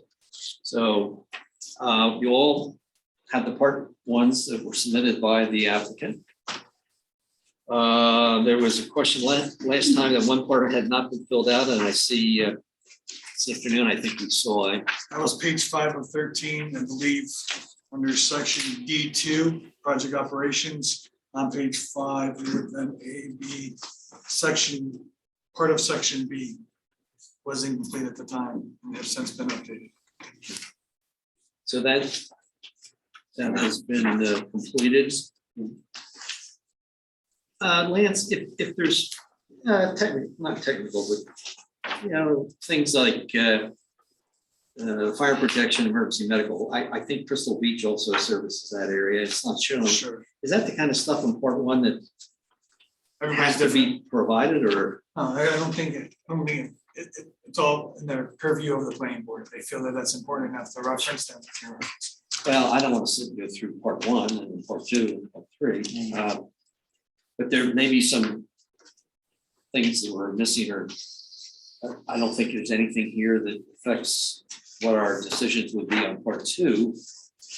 For the record, I think you don't want to sit here and go through it. But my belief, my true belief is that all of you have gone through it, and the part 1, and anything that was missing, at least individually determined. That's That part of it's our not consideration. not relevant. But if it was, you would raise it. Okay. All right, let's, Mr. Attorney, do you want to walk us through Part 2. 2 now? Yes, sir. I guess Lance, do a preamble as to, see, Mark has not done it, Scott's done many seekers up in Sodas. We did one similar to this for Pierce Brook, and so we have to take each item, it's our lawful duty to take each item in part 2 and determine the significance. Lance has completed the overall for each section, whether it's a yes or no. And if it's a yes, we have to look at each individual item. If it's a no, and we agree it's a no, we can move on. So with that being said, again, Lance, do you want to take care of something before we start In that? order to move forward in Yep. part 2 deliberation with the intent to complete it, the board would need to identify themselves as the lead agency for this application. Now, with that being said, there's a resolution before you indicating that. And basically, in summary, it identifies that this board on March 8th declared their intent, and we coordinated and completed a coordinated seeker review under the direction of the seeker, which requires a minimum of 30 days, which obviously at this point, we've been well over 30 days, to the identified agencies approved by this board and staff. That those letters and materials that went out to those agencies. What agencies have provided response, we've indicated, and it's been provided to the town. Of all of those agencies, none have objected to the town of Canandaigua being identified as the lead agency. So the first step in the process, if you move forward, would be to complete that indication. Which can be made by one of you saying so moved, So moved. and another one of you saying second. Second. John, you're pick. We got Bob and then Scott. Okay. Ooh, I All right, so heard a that's us. chorus, That's- motions and seconds. Bob, then Scott. I have a You question. got it, John? Oh, wait, John has a question. Is the hearing still open or does the hearing get closed? Good question. I would recommend you close the hearing. Yeah, Well, just Well, verify. You that- haven't offered, you haven't opened, you haven't Yeah. asked for comments yet from the public, that I'm aware of. that's true. I haven't done that. I will open the floor to any comments from the public. No? Anna, good to see you. Oh, Anna Cohen, 359602 Shannon Point, Canandaigua. I too did not want to come here 31 times. I sympathize with you in that. But I do appreciate the board for having us that many times, because that means to me that you're doing your due diligence and you're doing the job in which you are responsible for. I also do believe that there is middle ground to be had here. I don't expect that we will walk out of here with the land maintained the way it is. I do know where I live and I do know what I look at. And I know that the land in the lower section will be seen from Canada. I know that. I see it 12 months of the year. I know that when you're out in the middle of the lake, you can see much more than you, the board, and the public who does not see it, believes. So I strongly suggest that while you look at what can be done to appropriately develop the land along Canada Lake, that those lower sections be mandated that they're a 1 acre minimum. Not because I don't want to see somebody have the ability to live in Canandaigua and in the town of Canandaigua, but I believe that that will be the best way that you, the board, can show that you care about the ridgeline, that you actively want to protect it, and that you are holding the comprehensive plan near and dear to your heart. So between that and the fact that planting a new tree is not adequate in removing of a mature tree, I just think that adding 1 acre minimum to the bottom half preserves what can be and should be. So, those are my thoughts. Thank you. Thank you for attending all the meetings. Appreciate your input. Okay, anybody else in public? If not, I think we are in a position to close. Nobody's online. Nothing, Amanda and Doug dropped off. So I will officially close the hearing. And with that being said, we have a resolution in front of us regarding the declaration. And I've got a motion and a second. Further discussion on that? Not, all in favor? Aye. Aye. Opposed? Okay, let's then dig into the actual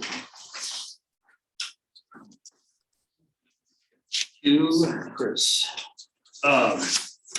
So we have in front of you a full environmental assessment form, part 2.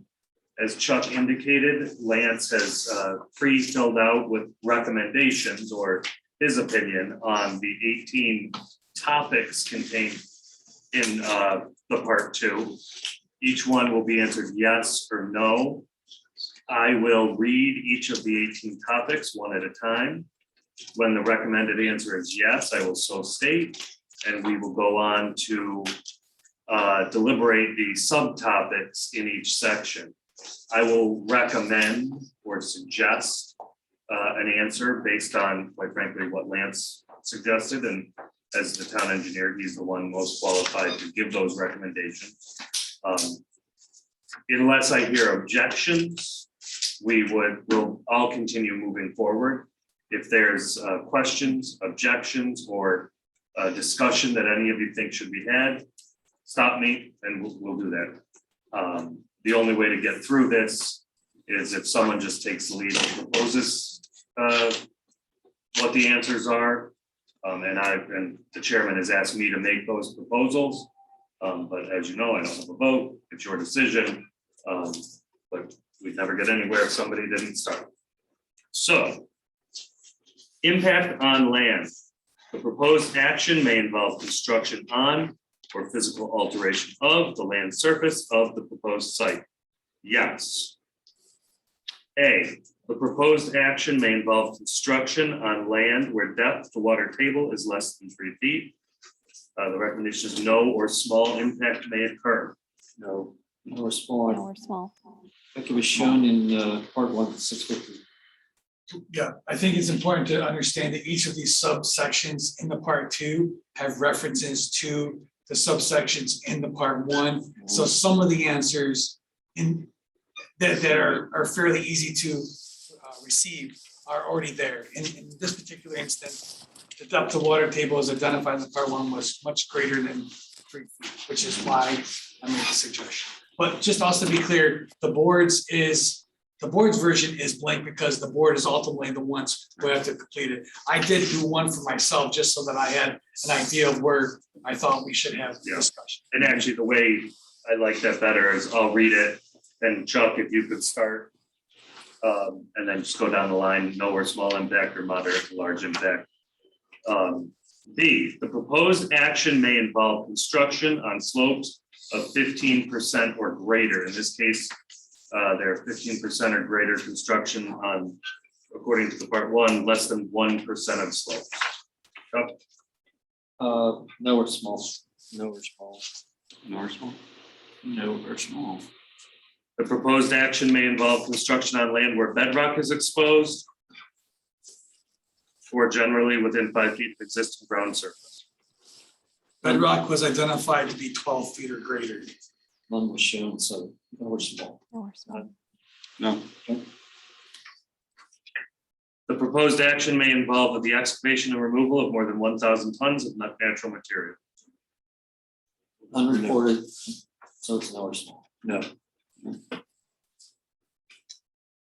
The proposed action may involve construction that continues for more than 1 year or in multiple phases. Well, I believe it is that, it can still be no or small. Small, 3 years, so. We have all board members weighing in on that? Small. No or small. The proposed action may result in increased erosion, whether from physical disturbance or vegetation removal, including from treatment by herbicides. No, no. The proposed action is or may be located within a coastal erosion hazard area. This is not. No. Other impacts, none have been identified. Proposed action may result in the modification of, destruction of, or inhibit access to any unique or unusual landforms on the site. Recommended answer is no. Agreed. Agreed. Agree. Impacts on surface water. The proposed action may affect one or more wetlands or other surface water bodies. Proposed answer is yes. Yes. A, the proposed action may create a new water body. The proposed answer is no or small. No. No. Pond spaces, but needed. Right. B, the proposed action may result in an increase or decrease of over 10% or more than a 10-acre increase or decrease in the surface area of any body of water. No. No. No. C, the proposed action may involve dredging more than 100 cubic yards of material from a wetland or water body. No. No. No. D, the proposed action may involve construction within or adjoining a freshwater or tidal wetland or in the bed or banks of any other water body. No. No. C, the proposed action may create turbidity in a water body, either from upland erosion runoff or by disturbing bottom sediments. No. F, the proposed action may include construction of one or more intakes for withdrawal of water from surface water. No. No. G, the proposed action may include construction of one or more outfalls for discharge of wastewater to surface water. Not wastewater. H, the proposed action may cause soil erosion or otherwise create a source of stormwater discharge that may lead to siltation or other degradation of receiving water bodies. Preventative controls would be no response. I As would long as agree. the controls are. The stormwater controls proposed adequately mitigate that to your knowledge, to your belief? I think the soil erosion controls. Yes. I agree. Mhm. No or small impact. I, the proposed action may affect the water quality of any water bodies within or downstream of the site of the proposed action. No. No or small. The proposed action may involve the application of pesticides or herbicides in or around any water body. No. With our phosphorus controls, no or no. Correct.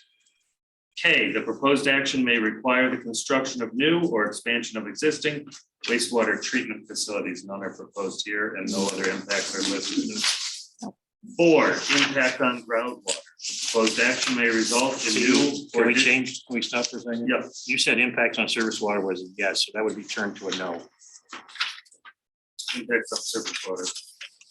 Said yes, that was. So, That was a so no. the main No. topic for you guys to deliberate it, which is what we did. So So the question was, the action may affect surface water. The answer there is yes, there may be effects. And so the resolution of that is to go through and discuss each of these topics. So it's even, You just- even if every it wasn't yes, a no or small, Just dig a little you just clarified Yeah. that there was no impact.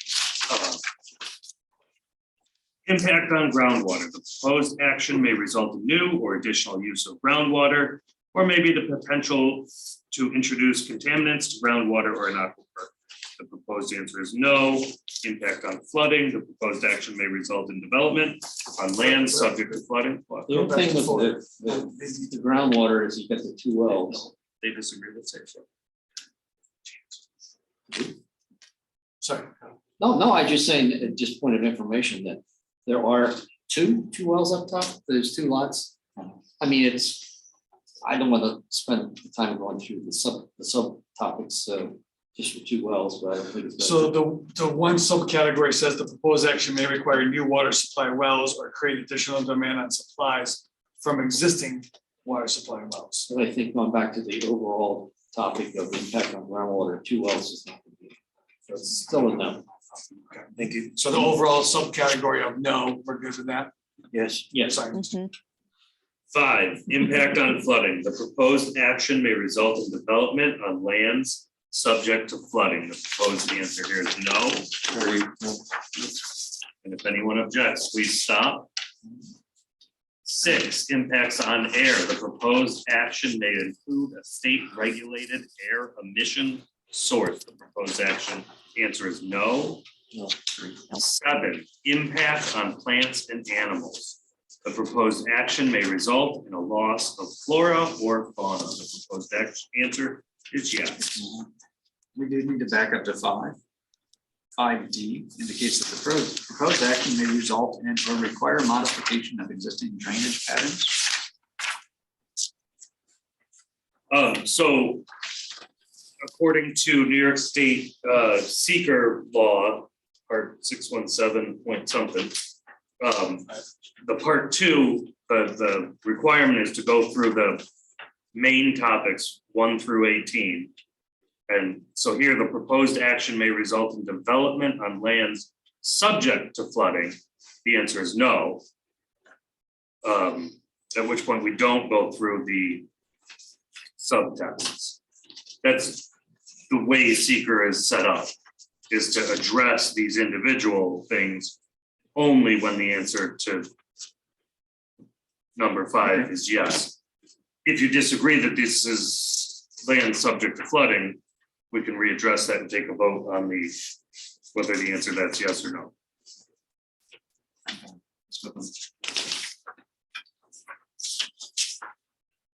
7, A, the proposed action may cause reduction in population or loss of individuals of any threatened or endangered species as listed by New York State or the federal government that use the site or are found on, over, or near the site.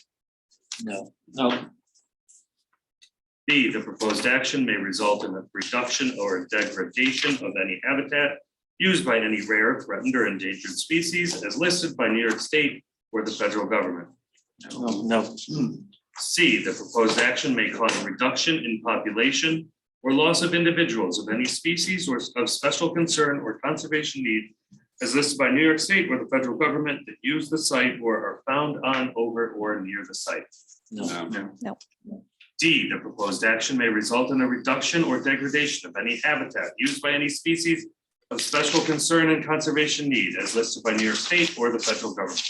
No. E, the proposed action may diminish the capacity of a registered national natural landmark to support the biological community it was established to protect. No. F, the proposed action may result in the removal of or ground disturbance in any portion of a designated significant natural community. No. G, the proposed action may substantially interfere with nesting, breeding, foraging, or overwintering habitat for the predominant species that occupy or use the project site. No. H, the proposed action requires the conversion of more than 10 acres of forest, grassland, or other regionally or locally important habitat. Should not. Your job. And for the public, when the board is answering no, it's indicating that no or small impact may occur. It's a shorthand, but it's not saying none at all. Okay, sorry. I, proposed action involves use of herbicides or pesticides. No. No other impacts are stated. 8, impact on agricultural resources. The proposed action may impact agricultural resources. No. No. 9, impact on aesthetic resources. The land use of the proposed action are obviously different from or are in sharp contrast to current land use patterns between the proposed project and a scenic or aesthetic resource. Here's up, guys. 5 yeses. Yes. Yes. A, proposed action may be visible from any officially designated federal, state, or local scenic or aesthetic resource. That's visible, yes. Impact, no. Yeah. Small. No, we're small. B, the proposed action may result in the obstruction, elimination, or significant screening of one or more officially designated scenic views. No. Georgia? C, the proposed action may be visible from publicly accessible vantage points seasonally. Either answer now, please. No. Or 2, year round. No. D, the situation or activity in which viewers are engaged while viewing the proposed action is 1, routine travel by residents, including travel to and from work. Either yes or no. No. Or 2, recreational or tourism-based activities. Either yes or no. No. E, the proposed action may cause a diminishment of the public enjoyment and appreciation of the designated aesthetic resource. No. F, there are similar projects visible within the following distance of the proposed project. Yes or no to 0 to half a mile. There's only one answer. That's my question. How do we? I don't know. I've never noticed this one before. There should be a box for each. It must be. No, this is Just one box. I've never seen this. That's just one. What is D1A? We're just saying- Kind of nowhere small. So let me read the subcategory that's provided. Says, similar projects include those of the same use, but also similar in scale, context, dimension, density, design, or location. And then it gives me an analysis. How many land uses are similar to the project site? How far away are the similar projects? How are those land uses similar, scale, color, use, intensity, height, other bulk restrictions? If there are no other similar uses, will the proposed use be in sharp contrast to the overall landscape? And then it goes on to say, will there be an impact?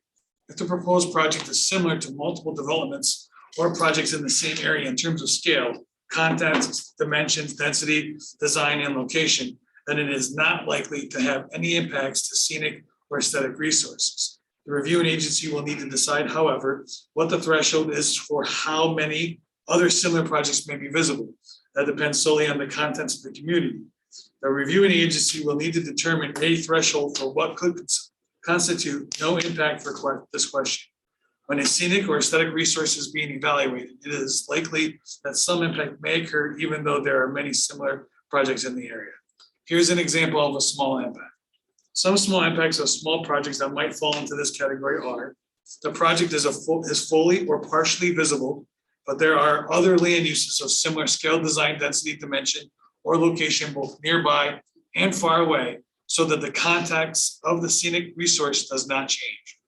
Here's an example of a moderate to large impact. The project is visible, but there are none or very few other land uses of similar scale, design, density, dimension, or location nearby, so that the context of the scenic resource changes and the proposed activity will be in sharp contrast to existing resources.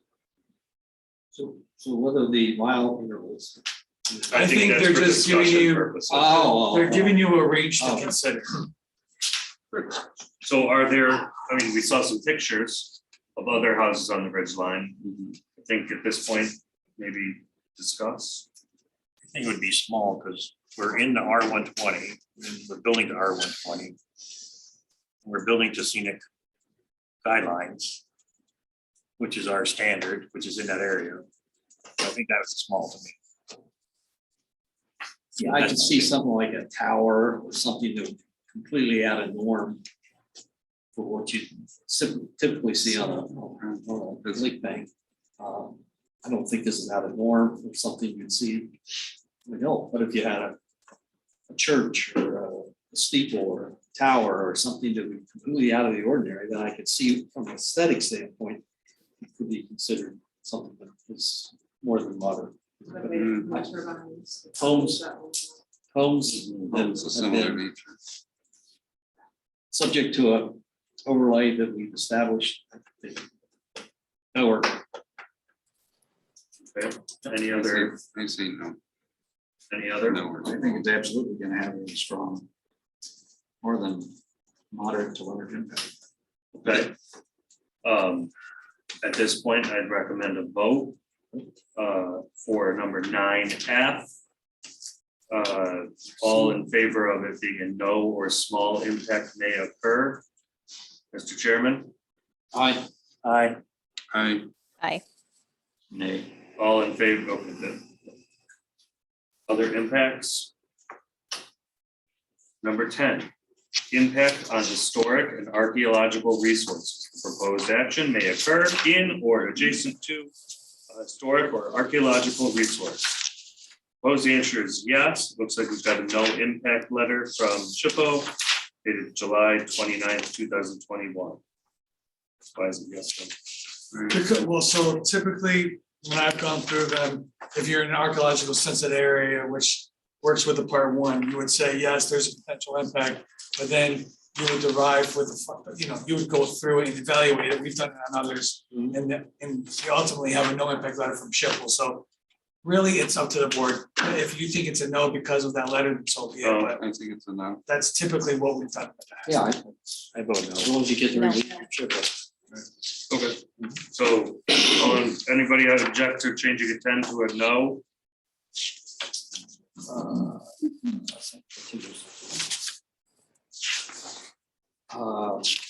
Number 10, so. Yeah, that's. So number 10 is Yes, no. it's always. subject to those arrowheads and artifacts. But I think, But that's what the no impact That's why letter you did the letter. is Yeah, provided. essentially It says that there it's was a not. review done and that there is none of those. being that we got the release of the letter, Different municipalities handle it see, differently. yeah, you just you do it yes and say no impact, or you do it no. Okay, I say number we- 11.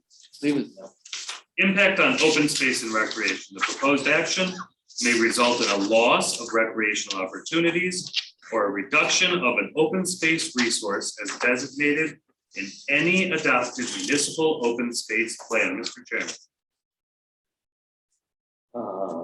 the proposed answer is no. No. Just reading ahead to the one subcategory. There's actually.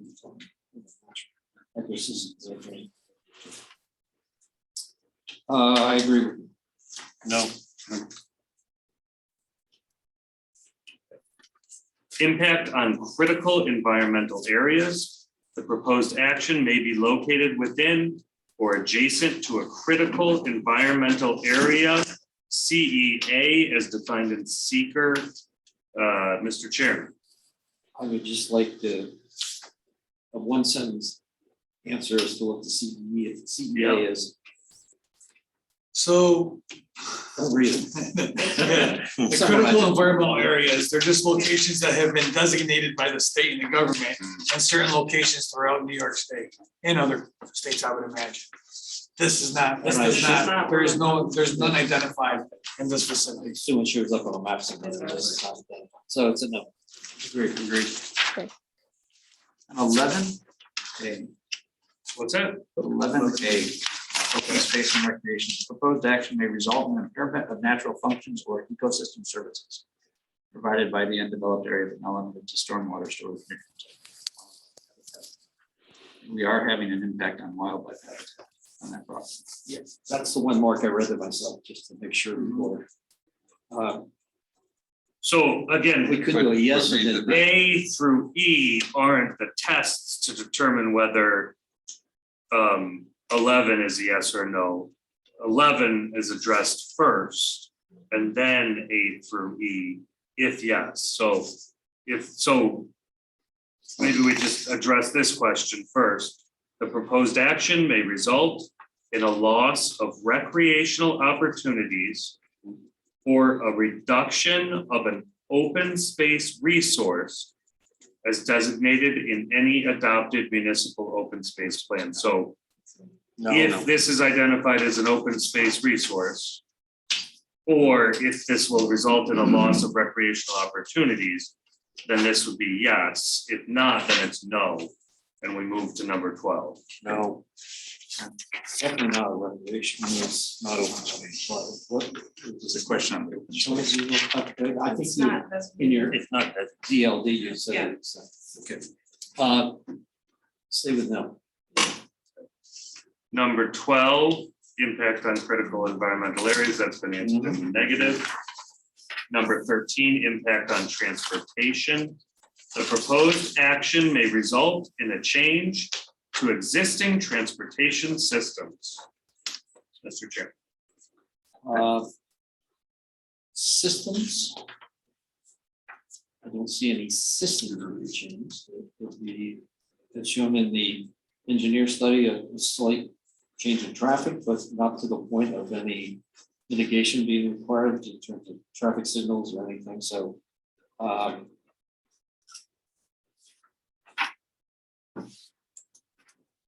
I'd say yes, then we go through the, okay, just, because- but I think you're answer themselves. Just to, for the record, for the purpose of the board, there could be considered temporary impacts, right? Like during construction and those type of things as well. Anybody opposed a yes? Hearing none. A, projected traffic increase may exceed capacity of existing road network. No. No, we're small. B, the proposed action may result in the construction of paved parking area for 500 or more vehicles. No. C, the proposed action will degrade existing transit access. No. No. D, the proposed action will degrade existing pedestrian or bicycle accommodations. Hopefully improve. Yeah. E, the proposed action may alter the present pattern of movement of people or goods. No. No. Other impacts. 14, impact on energy. The proposed action may cause an increase in the use of any form of energy. No.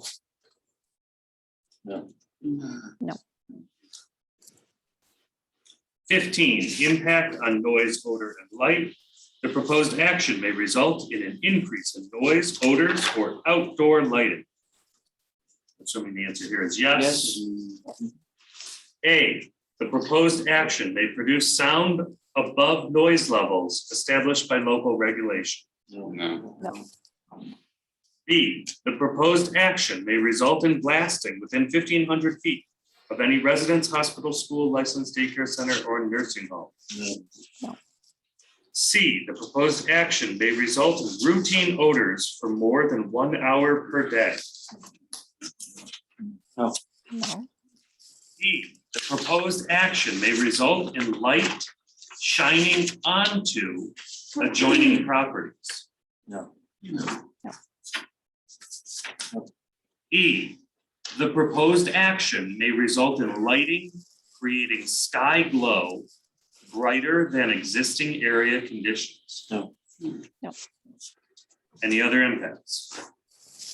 I think the only reason we answered yes on that was construction activity. Yeah, That was it. Well- But it really doesn't, it doesn't. it will increase lighting. They're proposing a light. But it's gotta be, It's down with lighting according to code. Right, so backing up to 14D. 14D. 14D, 100,000 square feet of building. Mark, you gotta stay up there. Yeah, we can pass. All right. 30, if we're gonna build 31 homes. But we is that said what we're gonna no do? to. So that's why I'm asking the, So 14D, let me read. So 14D, no. That has to do with commercial. 14, the question was the proposed action may cause an increase in the use of any form of energy. And everyone answered no, at which point these are points for discussion if the question is answered in the affirmative. so we are creating an increase of use of energy. Without question. You're gonna put. Well, everyone just said no, No. you included. I just, So it's energy free, it's alternative energy? Well, again, you look at the threshold, it's 50 single family homes or more, or server commercial. We're gonna have 100,000 square feet of building on that. Not in one building, that's one building. P2K. Where does it say one building? I read it before, it's one building. Yeah. I think that came We up. did that at Transfer. We did. We established that it's. Since we were looking at all the homes and we were adding it all on. Go to page 7 of 13 of part 1. So under Okay. 239 on the seeker manual, where it goes through deliberations of the part 2 and the subcategories. Under this category says the question like before, will there be an impact? This is what is read. There is not likely to be any impacts on energy if the proposed action does not require new, upgraded creation or extensions of substations, any energy transmission supply systems, nor does it use more than 2,500 MW hours or energy, or is a building less than 100,000 square feet of building area. It's commercial and industrial. If you go to 7 of 13 of part Yeah. 1, it's specifically commercial and does. industrial. Continue on. so just to be clear, just to sort of give a little background to seeker. And we've gone through this over the last decade. All the answers aren't generally subjective.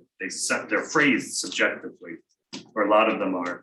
But the seeker, according to law, the answers are found in the seeker handbook, Lance, is it called? Or cookbook and handbook, which define, what a major impact is, what a minor impact is, that kind of thing. Just for the board's background. forgot, not everyone's done 1,000 of these, so my apologies. Good, so, of course, and the best way to get the guidance on what the law states is for Lance to tell you, he's got the guidebook, the handbook in front of him. So Lance, is it your recommendation that there's a increase in the use of any form of energy? I had identified no. I also went through all A through E, and those were basically some of the reasons why I ended up with the answer of no. And RG&E came back and said, no Yeah, issue. and I've dealt with other ones of similar use. If it was a commercial building, I think we'd have a different approach, but That's what or it's referring of a to, substantial industrial. subdivision of 200 residential lots or a new substation being added, I think then typically that's where I would see that being identified as yes, but that's ultimately the purview of the boards. Thank you, Lance. And that, well, and I think you raised a good question, the way that question is worded. Can you answer the 100,000 square feet of building area? Yeah, it's identified as being a single building in the regs. So the regs require, well, that's why I know Bob knew that. I asked that question. Impact on human health. The proposed action may have an impact on human health from exposure to new or existing sources of contaminants. Any oppose a no? 17, consistency with community plans. The proposed action is not consistent with adopted land use plans. No, it is consistent. It is consistent. No, Say no. That caught me. any It's just a of, weird question. How it's That's how they work. this one I'm gonna suggest we vote on, Mr. Chairman. 17 or 18? 17, consistency with community plans. It's not consistent, yes or no? It's, no. No, It's 2 acres, Scott? no. Mark? Point of clarification. Yeah. Would our comprehensive plan be considered a land use plan? That's correct. Yes, it would. And I say yes. Okay, Amanda? No is my vote. 4-1, we'll move on to number, we'll mark that a no and move on to number 18, consistency with community character. The proposed project is inconsistent with the existing community character. I'm gonna recommend a vote on this. Mr. Chairman, do you believe 18 is a yes or a no? No. no, No, Yes, yes, please. Amanda? I say yes on 18. That it is inconsistent with community character? Correct. Okay, so that's a vote of 3-2, at which point we'll move on. And then we'll authorize you to move to the next, to the seeker resolution. Well, first, let's just, because of so the board completed the part 2 in which we've indicated notice small impact in those categories, which allows the board then to move on to part 3, which is our evaluation of that part 2. In summary, this results in a negative declaration of the application with no identified large or moderate to large impacts. As long as the board's comfortable with that determination, then what we would do next is, trying to find my resolutions, but you have a secret resolution of non-significance, which should be the second one in the staple pack. Determination of significance resolution. Yes, looking for a motion. I'm just, okay, so part 3, that's something has to happen. No, so- Yeah, that's, so, okay. So we looked at part 1, part 2, we looked at part 3, so we have done the legwork, now we can move on to the. Just for clarification, part 3 is your declaration, right? So Summer. it's a summary of the result of part two. In this particular case, in summary, it's just saying there has been no identified impacts, and therefore the board is gonna have to pass a resolution declaring that, and then that authorizes you, the chairman, to sign that part three. This motion can be made by stating that you move the determination of non-significance prepared by Lance. So moved. Second. Okay, got a motion and a second. Just checking to make sure that Scott. we got the correct revised plans referenced here. So we're acknowledging the most up-to-date plans. Okay, further discussion on the seeker. If not, all in favor? Aye. Aye. Opposed? Nay. I hear the vote is 4-1, so the motion carries. Move on. So the recommendation is Lance presents proposed conditions. And then someone can move the resolution with the conditions as stated. You're getting to the subdivision? Where are you? I just finished seeker, okay. No, that I just, before we start Oh, talking yeah, about I the know, resolution, I'd say we're gonna have that's to good. spend some time on how this, all the conditions came shook down on this thing. Okay, so we're to the point of considering a preliminary overall, to call it phased. Let's put that word phased.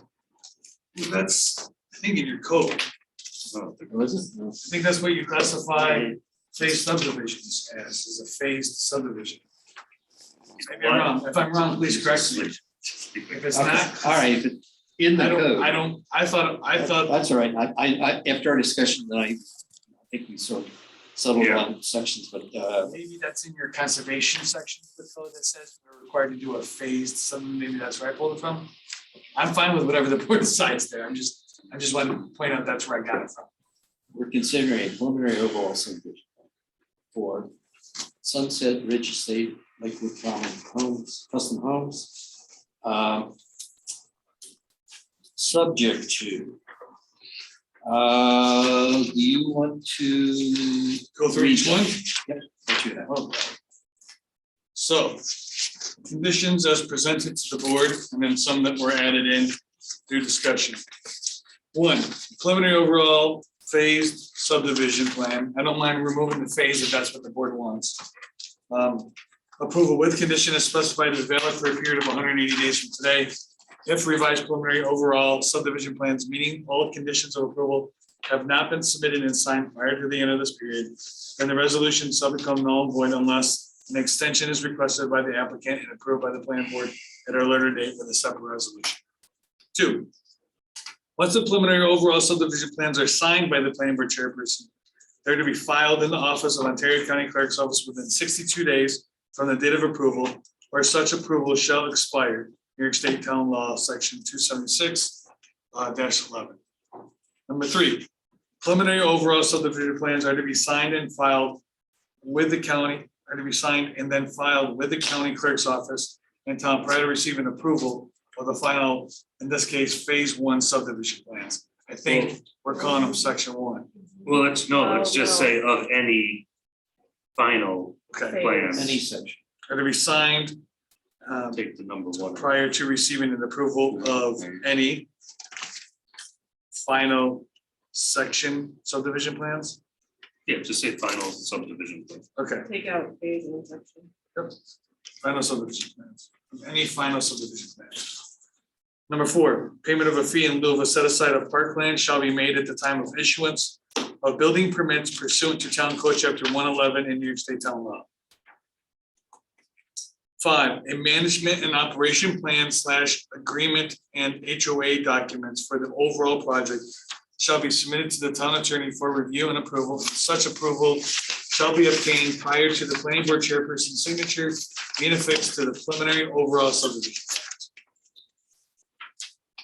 Number six, comments within the town engineer's comment letter and any subsequent reviews regarding preliminary review are to be addressed to the satisfaction of the town engineer prior to a preliminary overall subdivision plans being signed by the planning board chairperson. Okay, Number 7, Can we put the date of the letter? No, please do not. We might make another one. Here's your limit, so. I know, but it Whatever, says please, subsequent reviews, okay. just. so right now the town has an older letter which. they've Right, that's why addressed. I'm asking. 'cause But then I have a there's newer multiple letter letters. that will be coming out Right, in regards to that. okay. And when, unfortunately, it burdens the staff, but.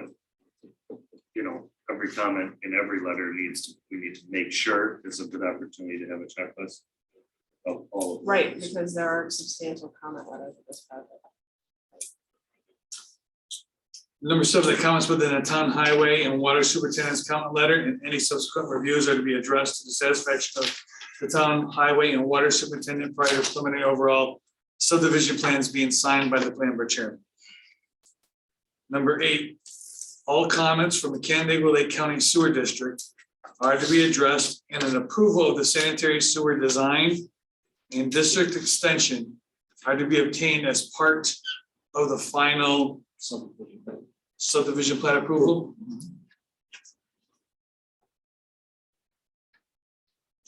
Okay, No, yeah. So that's As not. part Say that of- again. so what it's saying is the county sewer district's approval of the sanitary sewer and the district extension, that that needs to be approved and submitted as part of the next step, So which the is starting anything. the first phase or first section. Any final. As are to be obtained as part of any finals or prior to any Obtained final, and submitted. Because it may not be section 1. yeah, say prior to any final subdivision. Okay, and submitted as part of, or prior. Prior to receiving final subdivision approval And then, of any section. yeah, and then that would be the same for number 9, prior to any final subdivision plan approval, DOT. So 9 was in regards to New York State Department of Transportation, all their comments are to be addressed.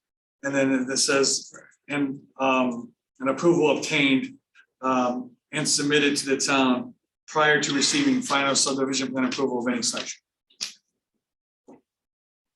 Number 10, the management and operation plan / agreement for conservation easements shall be submitted to the town attorney for review and approval, and such approval shall be obtained Saying prior to any prior to receiving. final subdivision plan approval. Just for everyone's edification and agreement, that's conservation easement plural, it's listed as single. Okay, Of any section. right, Yeah. prior to receiving any, or yeah, I think I'll word it like, that. Prior to receiving final subdivision plan approval of any section. Number 11. A note is to be added to the preliminary overall subdivision plan stating that all lots 19 through 31 within sections 3 and 4 will require individual site plan approval from the town of Canandaigua Planning Board prior to issuance of permits and construction taking place on said lots. It's 19 through 31, those are the lot numbers and the sections. We talked 11, about we're PRC gonna too. revise it. Okay. A little bit. Please revise it. No, we talked about definitely applies to the upper lots, lower lots, they did not have to do get individual approval, that we do that hybrid of CRC review. So So I we think should add one PRC. condition is this one, which states 19 through 31 within sections 3 and 4. Oh, I'm sorry, you said, He's getting to that one, but can I make a recommendation that number 11 be changed to lots 19 through 31 will require, take a note, Is it is to be 19 or added. 20? 20. 20, it's 20. 20 through 31? 20, Thank you. 19's down below. Say what you want to say. Move a note is to be added to the preliminary overall subdivision plan stating that to the end of this sentence, so that the condition is that site plan approval will be required, and then also that a note will be added. Right now, the only condition is that a note is added, not that the site plan approval take place. Do you want it to be two separate conditions? So you're saying preliminary overall subdivision, so you're saying lots 20 through 31 Shall require, within sections 3 and 4? Should I even state that? Don't say that. Just get rid of that.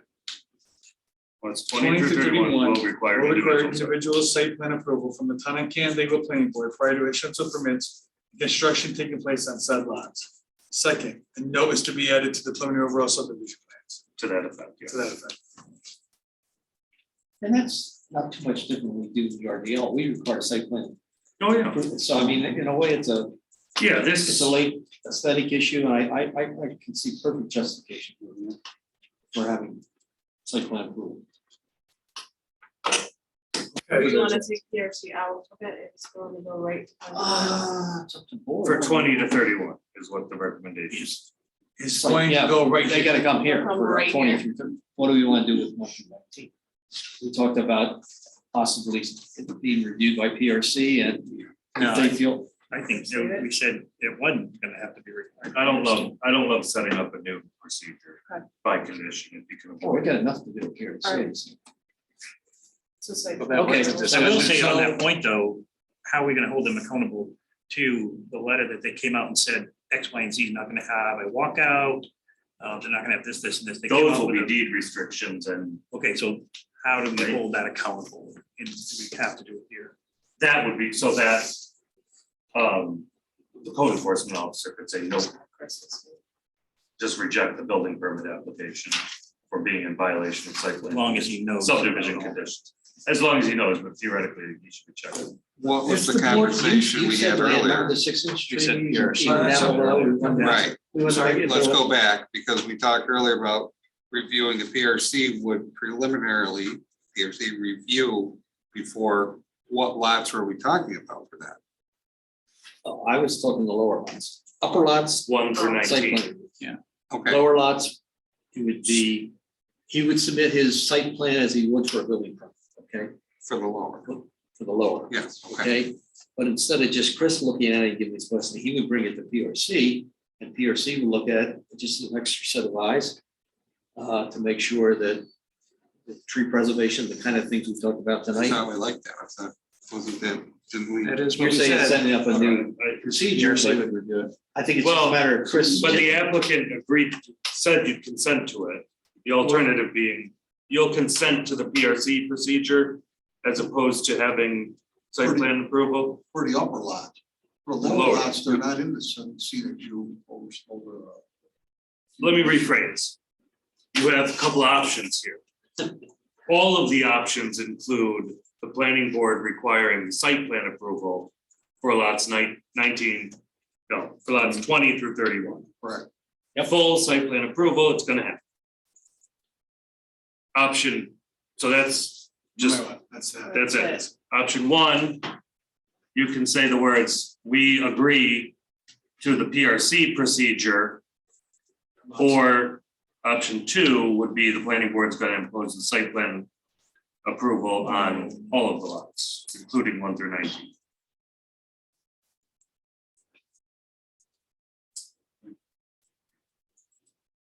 Alternatively, we can talk about it more. Right. And continue the resolution till next 2 weeks. And is that, did I succinctly state the options? Yep, true, yep. So just to walk through the process, just to make sure we're all thinking the same thing. PRC is typically held once a month. In theory, the applicant would have 2 or 3 of these building permit applications. I don't know that to be true or false.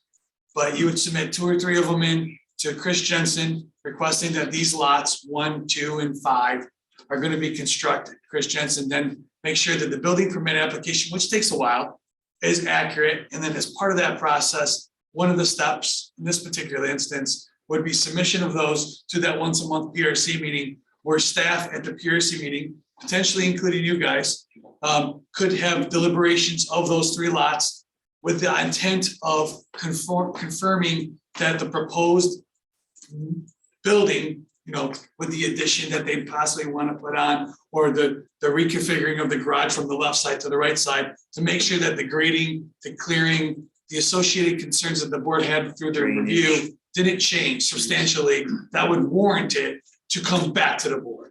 I want to make it clear, this isn't in lieu of coming back, this is a potential, it still could very much come back to the board. One of these lots, 1 through 19, but the PRC could prevent that if it's determined that there's no change warranted or no change being proposed. It's the expression substantial compliance with. Substantial compliance. Yeah, there's no additional fee, that you pay your building permit fee, it's just that Chris, during that review period, we bring it to PRC, we look it over and say, okay, yes or no, trees, are there trees? Do they show the trees? Are the trees being preserved? Are they being protected? I think you're right, because during like a Pierce Brook, we looked at a standard house that they were gonna build, or the substandard house that they were gonna build. We saw their landscaping plan and all that stuff, so we had that in front of us where we don't have that. So that just gives you. Yeah, gives us that since you one have spec homes. Other. Now, just to be clear to the board too, when they do submit final section plans, there will be more information, i.e. trees and so much, a little bit more clear picture of the clearing anticipated for each lot, which is what we will ultimately hold them to when they submit in those individual lot plans for building permits in this instance. Okay, so how do we memorialize that? So right So is now, that- Are you comfortable with that? Yeah, it's definitely different. I've never had to do anything like that before, I guess. Yeah. Well, and I was gonna say, going back to the other half of that, I want to include 1 through 19 PRC review. I think lots 1 through 19, as part of the building permit application review, will be forwarded to the town of Canandaigua PRC for review and compliance with the overall plans. That's fine. Should I say overall plans or some final, No, it will be Phase. final. because it'll be final plans at that point, final plans. Yeah, Well, the building permit plans one step beyond final, yeah, they have to be in conformance with the final plans. So lots 1 through 19 is We're doing part of the building preliminary, permit right, then it's gonna application, be final, and then it'll be not a built. big deal. will be forwarded to PRC for review and compliance with final plans. Mhm. Do we need to say if they're not, they will be forwarded to the planning board for review? Or is that just, that's that determination the planning, the PRC makes? I think it does. I would like that in there. If the PRC determines non-compliance, it would Yes. be forwarded to. Non-compliance with Substantial change. What do we say? approved plans or existing code. Well, it's gonna be important for them to get bankrupt. Not really, but But this is something that's done internally by you guys, right? Yeah, for the most We part, don't yeah. have nothing, just apply for. The only- building the permit. only way you would hear from Exactly. us is if we said, we I mean- we throw a red flag up. And if you know there's a change, and you Oh, want to I'll let walk you us know. through it, that's what the opportunity. There won't be. So if the PRC determines non-compliance with the approved plans, then it will be forwarded to the planning board for review. And PRC will forward individual lot plans to PB for review and approval. Okay. I made that condition a later condition, which I'll highlight later, so that my numbering. So you wrote that up. So that's, Okay. yeah, so, Okay. so condition number 11 was the last time that we were on, and it was preliminary overall, or excuse me, lots 20 through 31 will require individual site plan approval from the town of Canandaigua Planning Board prior to issuance of permits and construction taking place on said lots, period. A note is to be added to the overall preliminary overall plans to that effect. And then the later condition will be lots 1 through 19 as part of the building permit application will be forwarded to PRC for review and compliance with the final plans. If PRC determines non-compliance with the approved plans, the PRC will forward the individual lot plan to the planning board for review and approval. Okay. Number 12. A road maintenance agreement between the town of Hopewell and the town of Canandaigua regarding proposed road B. Yeah. Is to be completed and approved by the town of Canandaigua Town Board prior to receiving signatures on the preliminary overall subdivision plans. That was the change that you had requested. Say overall, yeah, that's my right. Do I wait for the chairman to come back? No. He asked me to hold it at twice. Okay. Number 13, the preliminary plans are to be revised to depict the conservation easement markers / plaques along the property lines of each lot along the conservation easement area. Does that make sense? How about I put in a detail is to be added to the plans? Oh, good.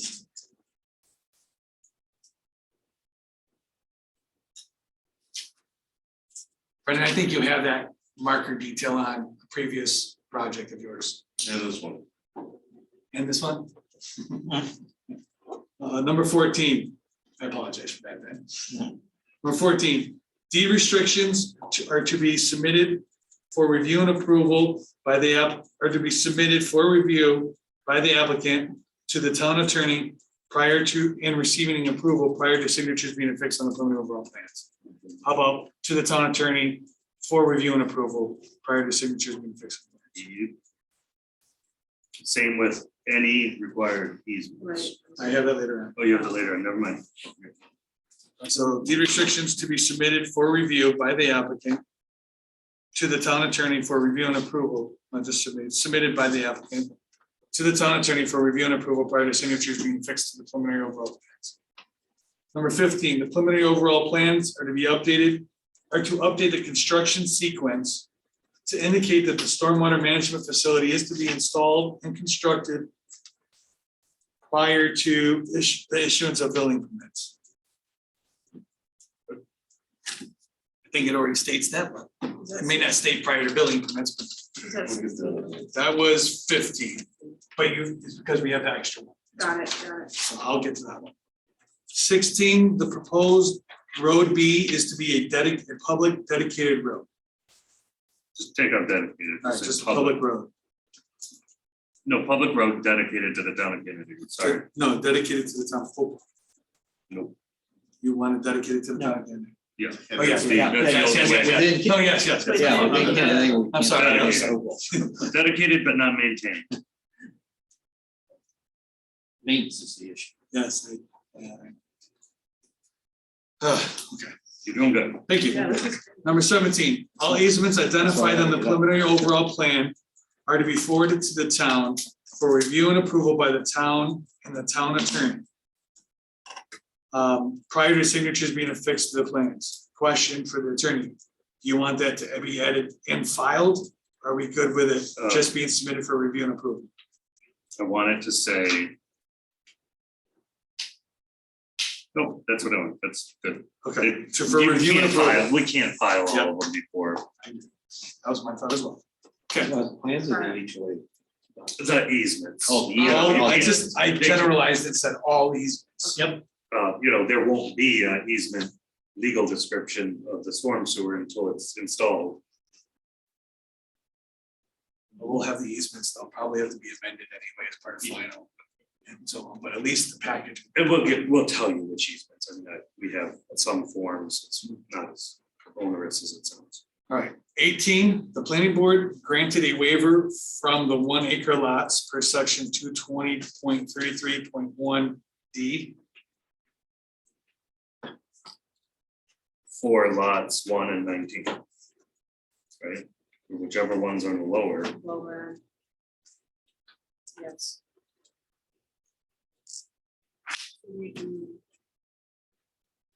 For the lots to be, Right, shouldn't be that specific. Well, yeah, if we're gonna make it a condition that the planning board granted a waiver. let's say for certain, for Because that's for the case. certain lots. Identified within sections 1 and 2? Or is it just section 1? Well, it's section 3 too. For that. No, you didn't grant any waivers from section three. Yeah, you've got a 0.8 acre lot. Oh, Section 3. That's the reason we talked about that. There isn't a waiver requirement. If we're not forcing the view shed requirement on sections 1 or 2, then there's no waiver. Could that be just a finding, Chris, that the planning That's board fine. determined Yeah. that there wouldn't be? That would be even better.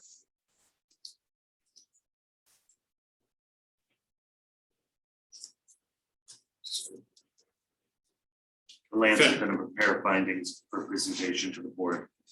I'll be updating the findings.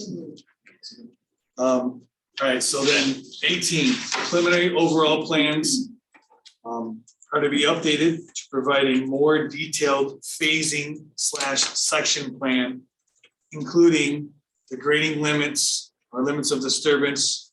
I have and the utility limits for within or for each section proposed.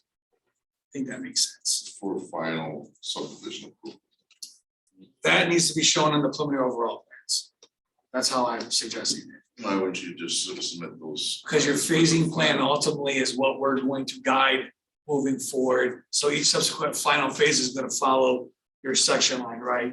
I know what you're saying, the more detailed You would version of it. give the more detailed version of final subdivision application.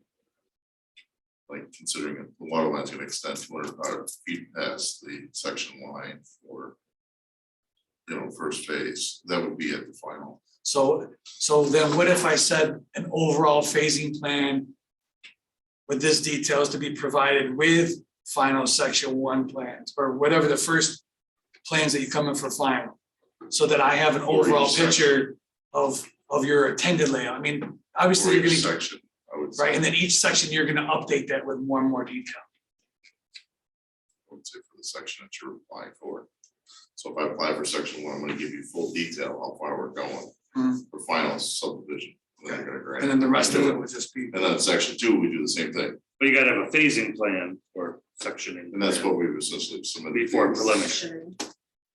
Say phasing plan acceptable to the town engineer before signatures and delineation or limits of disturbance. I'm good with, as, If he changes the delineation of the sections, then does he have to come back and get his overall so preliminary amendment? whatever is shown on the preliminary overall plans that are signed is the sections in which they're suggesting that they're gonna have. If those section lines change as part of any submission of final plans, then an amendment to the preliminary overall would be required. Like we've done on Fox other Ridge. projects. What is being suggested is that we have the phasing, or the sections, we do have that. That's correct. And that the more detailed plan, which as I'm asking for, could ultimately be provided Change. as part of each final section that we get. Or change the section rights. And then if that changes any section for any reason, as part of that submission, we would require an amended preliminary overall plan to be amended. I'm fine with that.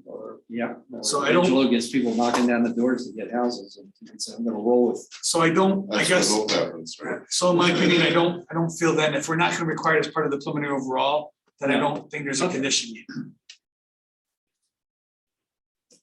Okay, so 18, third time.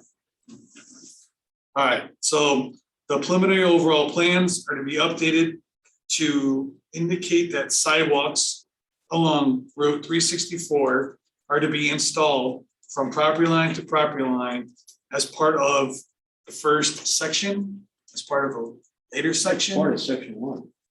Actually, section 1, not first section. Right, but I wrote down section 1, but I put a question mark because I didn't know if we needed it as part of section 1 or If you he wanted. decides to go up top and start building up top. I mean, I really. There's no work being done. There's on the no work bottom. being Section 1 done. makes sense because it's Section all the 1, work. section 1. So it's part of section 1. So the preliminary overall plans are gonna show that, and then when we get final plans, there'll be the details. All right, number 19. Lots 1 through 19, as part of the building permit application. Application will be forwarded to the PRC for review and compliance with the final plans. If PRC determines they're not compliance with the approved plans, then PRC will forward those individual lot plans to the planning board for review and approval. Those are the 19 conditions of approval. that are suggested. So anybody so moved could make a motion to approve the resolution prepared with the conditions presented. Army Corps of Engineers. That was appointed. Yeah, no, I think that's good. What? And Yeah, so. What's the condition? Contingent upon the approval of the review of the Army Corps of Engineer of no significance. they don't do Isn't it like that. an It's not a approval? jurisdictional determination and or Determination. pre-construction notification from the- Is to be provided when? prior to issuance of building permits. Prior to signature on final plans? And that's receivable, yeah, I mean. That's good. That, we respect that, thank you. We hear your opinion, but that's. Are we- Well, hang on, can you get that? Final, Well, I guess. I don't know that well, you here- can get The reason why I say prior to signatures is because signatures, then it goes to another department, we gotta work with. I think the Yes. planning board signatures keeps it in this area until such time we get the approval. That's fine. yeah, we're concerned about the risk of mitigation required, it's gonna change the Yeah. plan, so why have a final plan signed and on record that has to change? Well, you can go through the final plan, but the intent is sometime between that deliberation, we'll have a court decision on that. So Army Corps jurisdictional review. No matter. Termination letter There you go. is to be provided. I would mention that copy of the AG file and the HOA prior to issue some building permits. Once the AG get, when do you have to have the HOA of record? Or Before final. Prior to signatures being affixed to the final. Final phase one. Signatures couldn't happen until. Recording, or at least building permits, yeah. You're Miss Al, we're talking about the, you're filing with the AG, it's for the HOA. Those are the 20. Okay, 20 conditions. Any additional? thank you for everyone. No, great job, Lance. I think. Mr. Terry, are you comfortable with the conditions? I am comfortable with those Okay. conditions. Is the board comfortable? Yes. Yes. Then I will seek a motion for a preliminary overall subdivision approval for before mentioned. So move. Second. Okay, any further tie-ups, loose ends? Everybody good? Amanda? Mark? We're ready to take a vote? Let's go. I'm good. Okay, all in favor? Aye. Aye. Opposed?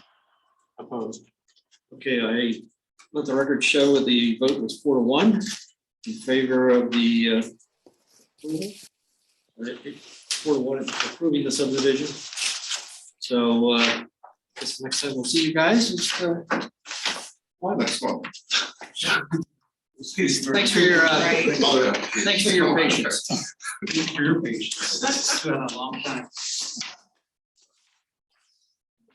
Well, we're dealing with new animals. You should have. It's a learning process. Once so I will update these and I'll send them to the town for review and approval once they accepted them. Go. Actually, Anthony, just on record, I would like to thank you for the efforts that you guys have been putting in to try to accommodate all the requests. Thank you, I really appreciate that. Don't yell at me about anything else. John, make sure that's included in the record, please. Thank you. All righty. We have a surety.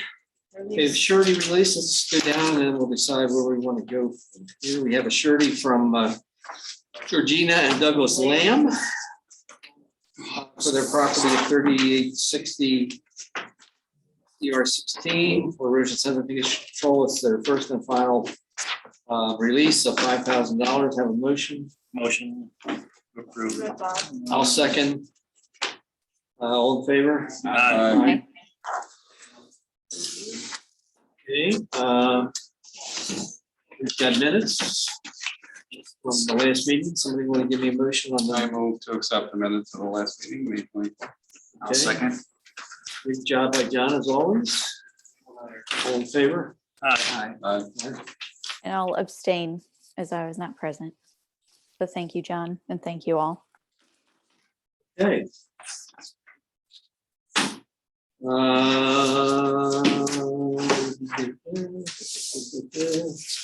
referrals, no recommendations.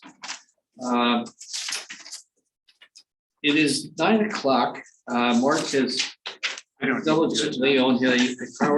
How long will that take? Probably 20 minutes. 15 to 20 minutes. You guys want to hear it? No. I'm gonna be honest, no. So I would say no, it's long night. Mark says no, and he wants, it's his presentation, and he's saying no. I'm happy to do it anytime. I've offered to do it, not here. Well, it's not gonna get done next meeting. I sort of, It's July. let's, if you could run through it, I appreciate it. Speaking of the next meeting and speaking of these projects we're working on, hopefully Can I you all drive? got to see the printed copy of what diligent work, hard work Bob's done on the solar. So, Oh, Okay, well, I'm excusing myself. It was too big, Mark. I had to send a smaller one. please read Bob's draft. Comments, recommendations, and we'll discuss that possibly at the next meeting. How the agenda goes. But at least you have it up front and ahead of time. Please note that I will not be here for your next board meeting. Craig Hoteling from our office will be in my absence. I will continue to prepare the resolutions and send them to you ahead of time so that it looks, and feels hopefully similar. But Greg will be here in my absence from our office. I don't know if you've all met Craig Hoteling yet, but I don't think they all he's have. the town, he works more closely with the town board Mickey came here once. and the highway superintendent. He Yeah, was he's- here last he's year. typically- It's usually myself on the planning board side or Greg. He's the muscle. Those are the two. He's really, Lance is the brains, Greg the muscle. I really thought I was the muscle. Let's do it. Let's do Real it. quick. All right. So I'm curious. what was I asked to do? We got all these chargers that should be coming, so I was We asked if got we should chargers, be, we got cars coming. if we should be thinking about doing anything related to it, what the function of the planning board is. First off, as far as the town is mostly concerned, if you talk to Chris right now, he thinks that it's either a plug or an appliance and we don't need to do anything about it. So just being way upfront on that. Because I've shown this to him and he actually enjoyed it as well, but in many cases, he doesn't think that we should be involved a great deal. It's coming, so we have to decide if we want to do anything. So what is an electric vehicle? There's basically two types. There's a battery electrical vehicle and a hybrid electrical vehicle. We're used to the funky looking things, I guess. Yeah. What's coming that we're not used to is the stuff like the normal F-150s, or what looks like a normal F-150. And you're gonna see more and more commercial vehicles related to that. So I started looking at getting data on any of this is very difficult at best, just because there's nobody around us that's paying a whole heck of a lot of attention to it. But it is coming in code potentially even in 2024. To look at the impact of what might be coming, I tried to look at the people who would buy them. In general, they say the demographics are an average income over 110K. With the price of the units dropping below 50K, that should come down, and there's a very large commercial push. That's gonna be, the waiting lists for these are massive right now, especially as fuel prices increase. Why? There have been incentives. New York State has run out of money for some of theirs, but I would expect that to come back. There are federal incentives. And again, the New York State incentives are reducing, but they're likely to come back if budget allows. Kind of a mix of vehicles. If you look at what's out there, it just kind of shows the growing trend of electric, meaning the PHEVs and the BEVs over an ICE, internal combustion engine. So by 2040, they're expecting that we're gonna more than double our current quantities of electric vehicles with the nitrates. How many are around us? If you look at data specifically around us, Ontario County has recorded 201 to 550 EVs in 2020. In 2022, they're showing about 1% or about 700. So a pretty sizable increase in just 2 years, 50 to 100% growth, depending on how you look at numbers. And if you throw that projection out it becomes more than 2,000 by 2025. That is following trends across the nation in many ways. So New York's not a leader. They're a little bit of a lagger in some ways, actually. So if you look at Ontario County's 112,508 residents, the town of Canandaigua has 11,100 of those, or about 10% of the county.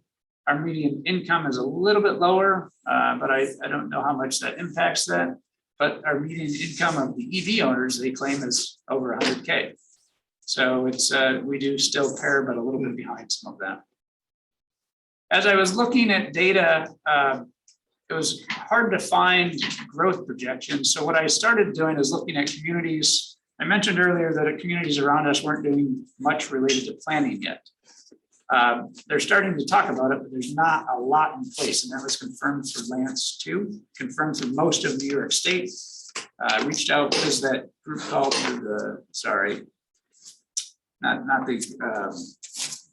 it's the group for state planning, the Federation of Planning. They don't really have anything in the state yet. So what I started looking at is adjacent states. Since we have a tendency to compare Canandaigua Lake to Lake Tahoe, I took a look there, and Lake Tahoe has a whole bunch of data. They've been working on this problem for a while. And this is some of their forecasted data that you're starting to see as well. So the data that you see either came from NYSERDA or came from the region around Tahoe. But either way, there's more of these things coming. The non-obvious growth becomes the commercial piece because you don't hear about it as much, we don't feel it as much. And this is where a lot of that data came out of Tahoe as well, and projected vehicles that they're expecting to see there. So all of this just ties to that there's a lot of stuff coming.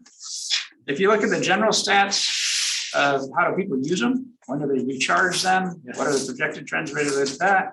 I mean, most of the time they're doing this daily at home or at work, and that's why Chris pretty much thinks of them as a plug-in or appliance. They do tend to prefer long-term parking, whether it's the airport, grocery store, someplace that they're going to stay 1 to 2 hours at least. Demand for public charging is increasing. The city's actually taking a fair amount of action towards it. The town's starting to talk about it.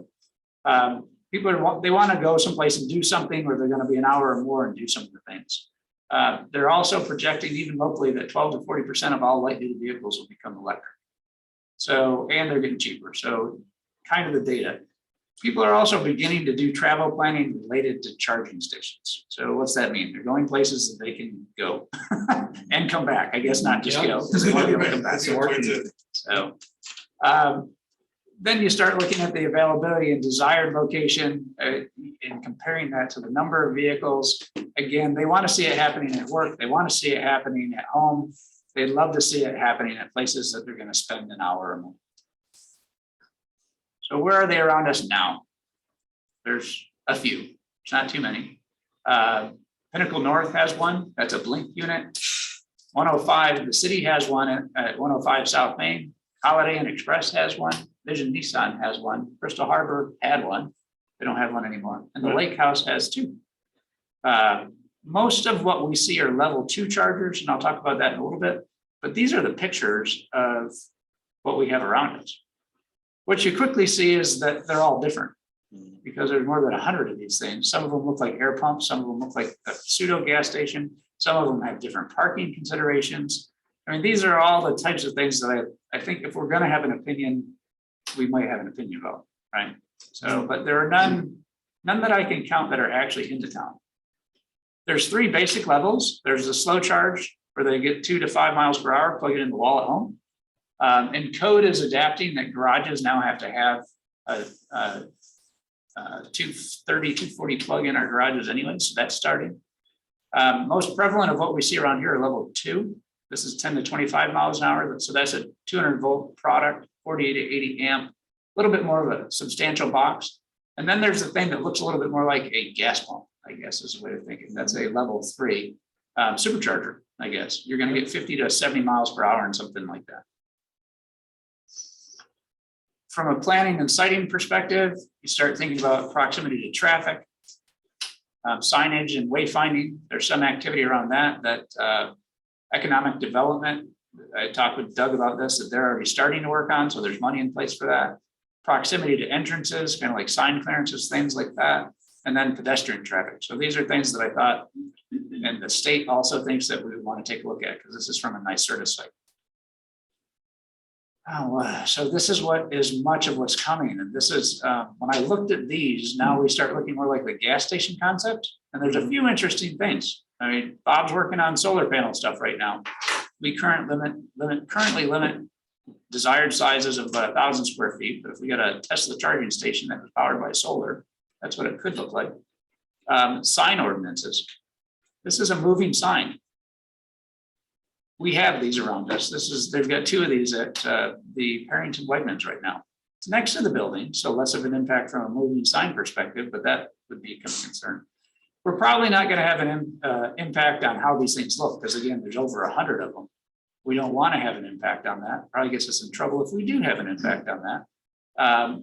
But there's superstructures that are likely to come for what they call opportunity charging. So you pull up to a gas station and charge your phone, type of thing.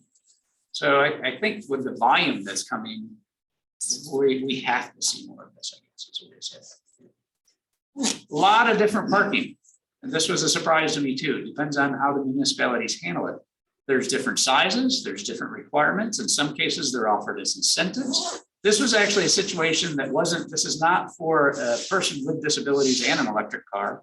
This is for either someone with disabilities or an electric car could use the spot.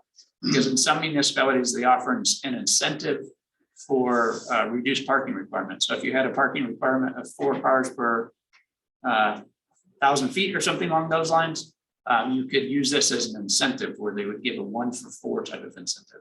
But you see all these, the spacings are a little bit different. I mean, there's a whole bunch of, the look is different. I don't know if we, especially as we look at form-based code, do we start caring about those things?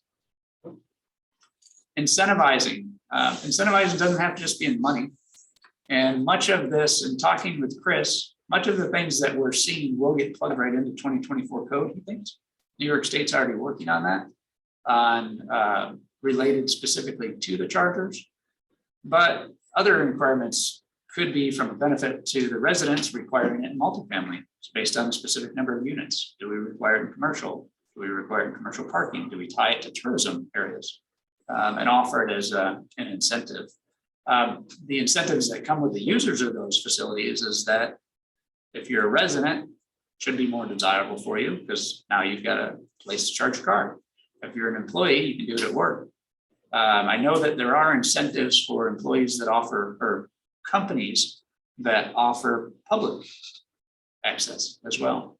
And then I mentioned already a little bit on the types of things that we could think about related to parking space requirements. So again, kind of getting into 2 slides just so we can get everybody out of here and looking at the incentives. I think we should decide if there's anything that we want to influence, right? I'm not suggesting, I don't have an opinion at this point of should we do or not do anything. I really look for the guidance of the group. And this could tie into citing, parking, signs, moving signs, housing requirements. If we do anything more, want to do anything more to housing requirements, commercial requirements, and then looking at community growth and tourism attraction. Do we want to set up something or incentivize a way to happen? One of the incentives that I do think we should put into place is whatever we decide, that it become a very quick process, that we streamline that process, maybe not even charge for it, because I think this helps our community and our environment. But we streamline whatever process that we develop. So if somebody says, I want to put one of these in, we can give that to Chris. They walk in today and they're out today with permission to do what they need to do as long as it meets our requirements. So I think my suggestion is that we should define what is not acceptable to us. We should define what we want to influence. I think this is going to come out in code that for every 15-unit residential, they're going to have a certain number of it. Same thing with commercial spots. Offer 3-for-1 parking. The only reason I put that this is not needed is because in talking with Chris, we really don't have any parking requirements, it sounds like, in the town. That was a little bit of a surprise to me, so there's no density requirement. I mentioned the fast track permitting process and then incentivize businesses where we want people to stop. I think those are all suggested planning activities. This to me is uptown or any of the the form type projects. Okay. That's it. It was quick. Try to help make it painless. Oh, very good. Wow. You are a data man. You really, you got it. I guess, I mean, our job isn't to incentivize, yeah. Promote EV stations. I think it's to control them in order to protect the health, safety, and welfare of our community. And I think, you know, some of the things you had about parking and the thing with, you would think that they would come up with a standardized charging station. Yeah, they're not. And I mean, one of the biggest But complaints that. car companies are all, they want to have their unique, Tesla's gotta go. with Volkswagen Tesla. has their own. Well, there's kindly two, right? There's Tesla and then everybody else is trying to conform to, because they just want to sell them. There's small things that you don't even think about. And I noticed it when I visited the lake house, for example. Auto retract should almost be a requirement. They should want it because they get thrown on the ground all the time. It's kind of like the air pump, right? Choke the air. How often you go get air and it doesn't Yeah. work? Well, the manufacturers of that and the users of that are complaining about it all the time because the end user typically gets on a subscription. You buy the software is what the owner of the unit does. And then they figure out how they use that software. But the hardware is their responsibility too. So there's small usage types of things. I think you're right that we want to control it, Chuck. I think the incentive is an indirect incentive, right? So when I think of incentive, it ties into our comprehensive plan and what we're hoping to develop in areas, for example. That's where it could be an incentive. Instead of being it's a carrot instead of a stick. That's how I think of it. Yeah, okay, so instead of well, you said the code might require Yeah. a station depending whether it's residential or commercial. That code being the building code, like. Well, actually, it'd be the national building code, which Yeah. then New York State adopts. And certainly that would take precedent over anything we would have, but, And to Chris's defense, Chris Jensen's defense, that's why he thinks much of this gets also resolved. Sure. Because they're gonna tell us what we have to do anyways. They're gonna set probably the minimum standards, right? Yes. You guys can always exceed those standards. And then things like this, the moving sign code, and we have that criteria. But we probably don't think about it until that becomes, so then we need to know what they're gonna put in. Because if we approve a charging or code approves. They get a permit for a charging station that turned out to be a moving sign that happens to be next to. Hopefully Chris catches that. I don't know if we need to do anything on that, that's all. yeah. It's like having billboards on bus shelter, stuff like that. So again, I think Chris enjoyed the data. I think he thinks that most of it's handled by either an appliance or a plug need. Well, I mean, somebody comes in with Uptown and they've got the layout, got the parking lot, and say, well, we're gonna put some EV stations over here. And I guess, is that the best place to put them? I mean, or do we have any say as to where they get located? I guess it's just coming up with the determination of, I mean, we've got to be, I guess, first educated of how these things, well, not how they work, but where their best optimal location. Does Complete Streets address any of this? No. Not that I've read. No, I'm surprised that they don't have. They aren't thinking of- I don't think Inform any of School these doesn't have this charging dialogue stations in the- would be in a public right of way. I think so. It Unless might it's- be, unless it's it might be in the form-based code though, or the form-based projects, because if you think about condensing everything into much smaller, and if there's any street, even though it's not technically allowed per the code as written right now, we've seen a couple examples where they might have off-street parking. I don't know if that would be appropriate in the front or in the rear of the residential projects where the parking is currently Something to ask. suggested. If you've been to the Air and Space Museum in Washington, the one street parking in front of that is all charging station. Yeah. So you have to be, and you gotta be plugged in or Do you pay for cop that? right you up. No, You don't pay. Don't pay for I it. know, most of them, I think. You also don't pay for parking. For it. So again, that's what I mean by incentives, right? So and that is part of, That's your incentive to be the closer groups to are your trying station. to drive the city of Canandaigua to do more of these. So the city of Canandaigua is probably gonna add a couple more of these right now. And they're already upgrading the one at 105, is what I was told. They're already replacing it because of. Okay. So that- Outdated information. Well, One in Geneva at the visitor center. I think there's one up there. Now there's a boatload of these things in houses, Oh, yeah. oh, yeah. whether we know There's it a or lot of not. neighbors that have them. East Mall has a bunch. My office has a couple. Right. They're staggered everywhere. You go, you're gonna find them. I'm looking at them More for our new coming. building just as an incentive for employees, right? But basically, they're saying, what I've heard, there's some companies, because some of the applicants are, you know, some of them are businesses, and the question has come up, are they gonna put it? I mean, they've incentivized this so much that it's almost basically, they say free, It was, free to just get them and install them, but they're putting them everywhere for that reason. yeah, it's not quite free in New York City Right, right now, right, but it was literally free. Yeah. Now we get into the gas station type charging stations. Now you're not, that's a Now, planning right. aspect there. That's right. What's it So that's a look good like? point, How's it though, at connect? some point, kind Can't of, hold it. that become part of the process. Yeah, because now you're into a land, site plan. I think that's true, and then you've also got, at the current setting, it takes at least 20 minutes to get those people out of it, right? So now you've got, I mean, let's hope it's not Chick-fil-A scenario, but you've got a lineup because it's the only one around type of thing. Or you've got to think about traffic control or what have you. And that's what you're seeing when you start looking at these larger. I don't know when we Got see a lot for opportunity. queuing charging. and, yeah. So a lot of them, some of the dialogue has been with the state about possibly put them in like your throughway park and ride locations.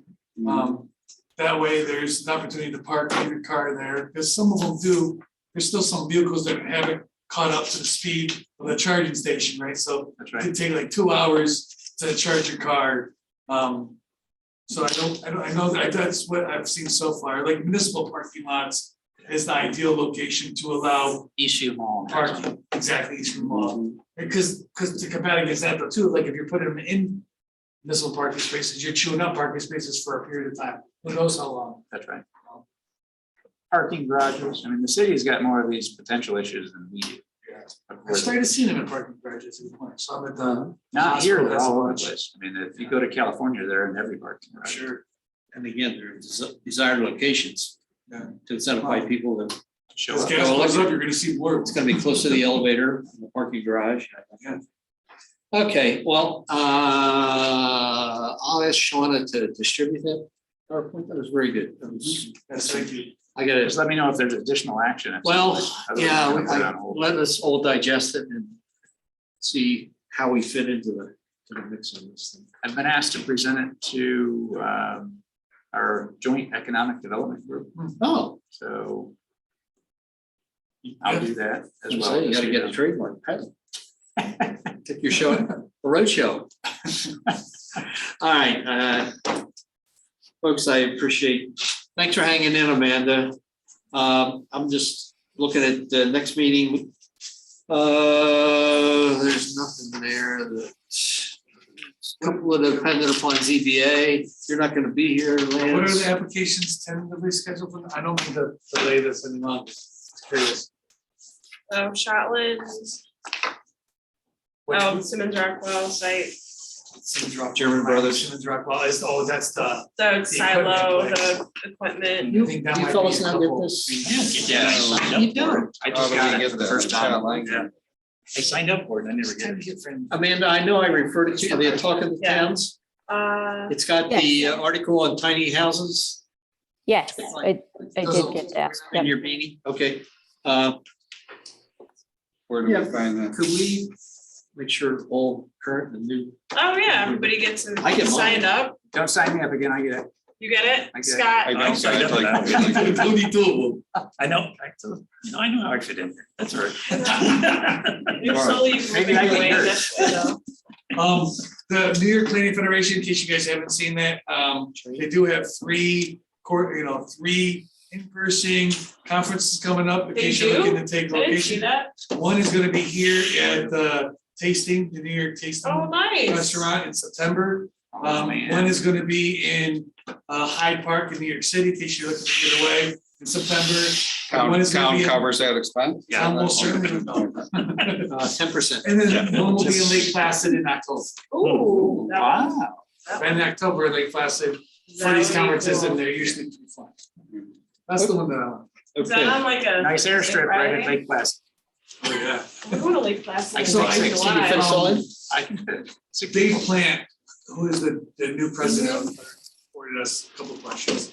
And those are the dates that he had and informed, but I think if you go to their website, they should have more information on that, about when those classes are. I don't think they've officially submitted the information out to everybody, but I think their website does show that they have the intention of having these in-person. conferences. September is Canada Day. Did Kelly update our training? September Yeah, is I here. believe Ally's doing September it. I don't know if twenty she eighth has- was the date I I asked her think before. I'm She referencing, didn't- she that didn't they were show the going to be training that we doing had some here. type of a training. When in the you, tasting here when in she Canada. updated it, maybe a couple. And weeks that they're gonna be ago. doing one We in haven't seen it Hyde yet. Park area. Yeah. I believe she it's- should nailed work it. on her. And then there's another conference. in Watch October. PowerPoint, would you circulate that to the board members? Okay. Sure. Are we done, ready to cue Amanda? You wait. Okay, Take it away, Are Amanda. you awake, Amanda? I'm here. I'll make a motion to adjourn at 9:20 this evening. Thank you. All in Thank you, favor? guys. Aye. Bye. I think so.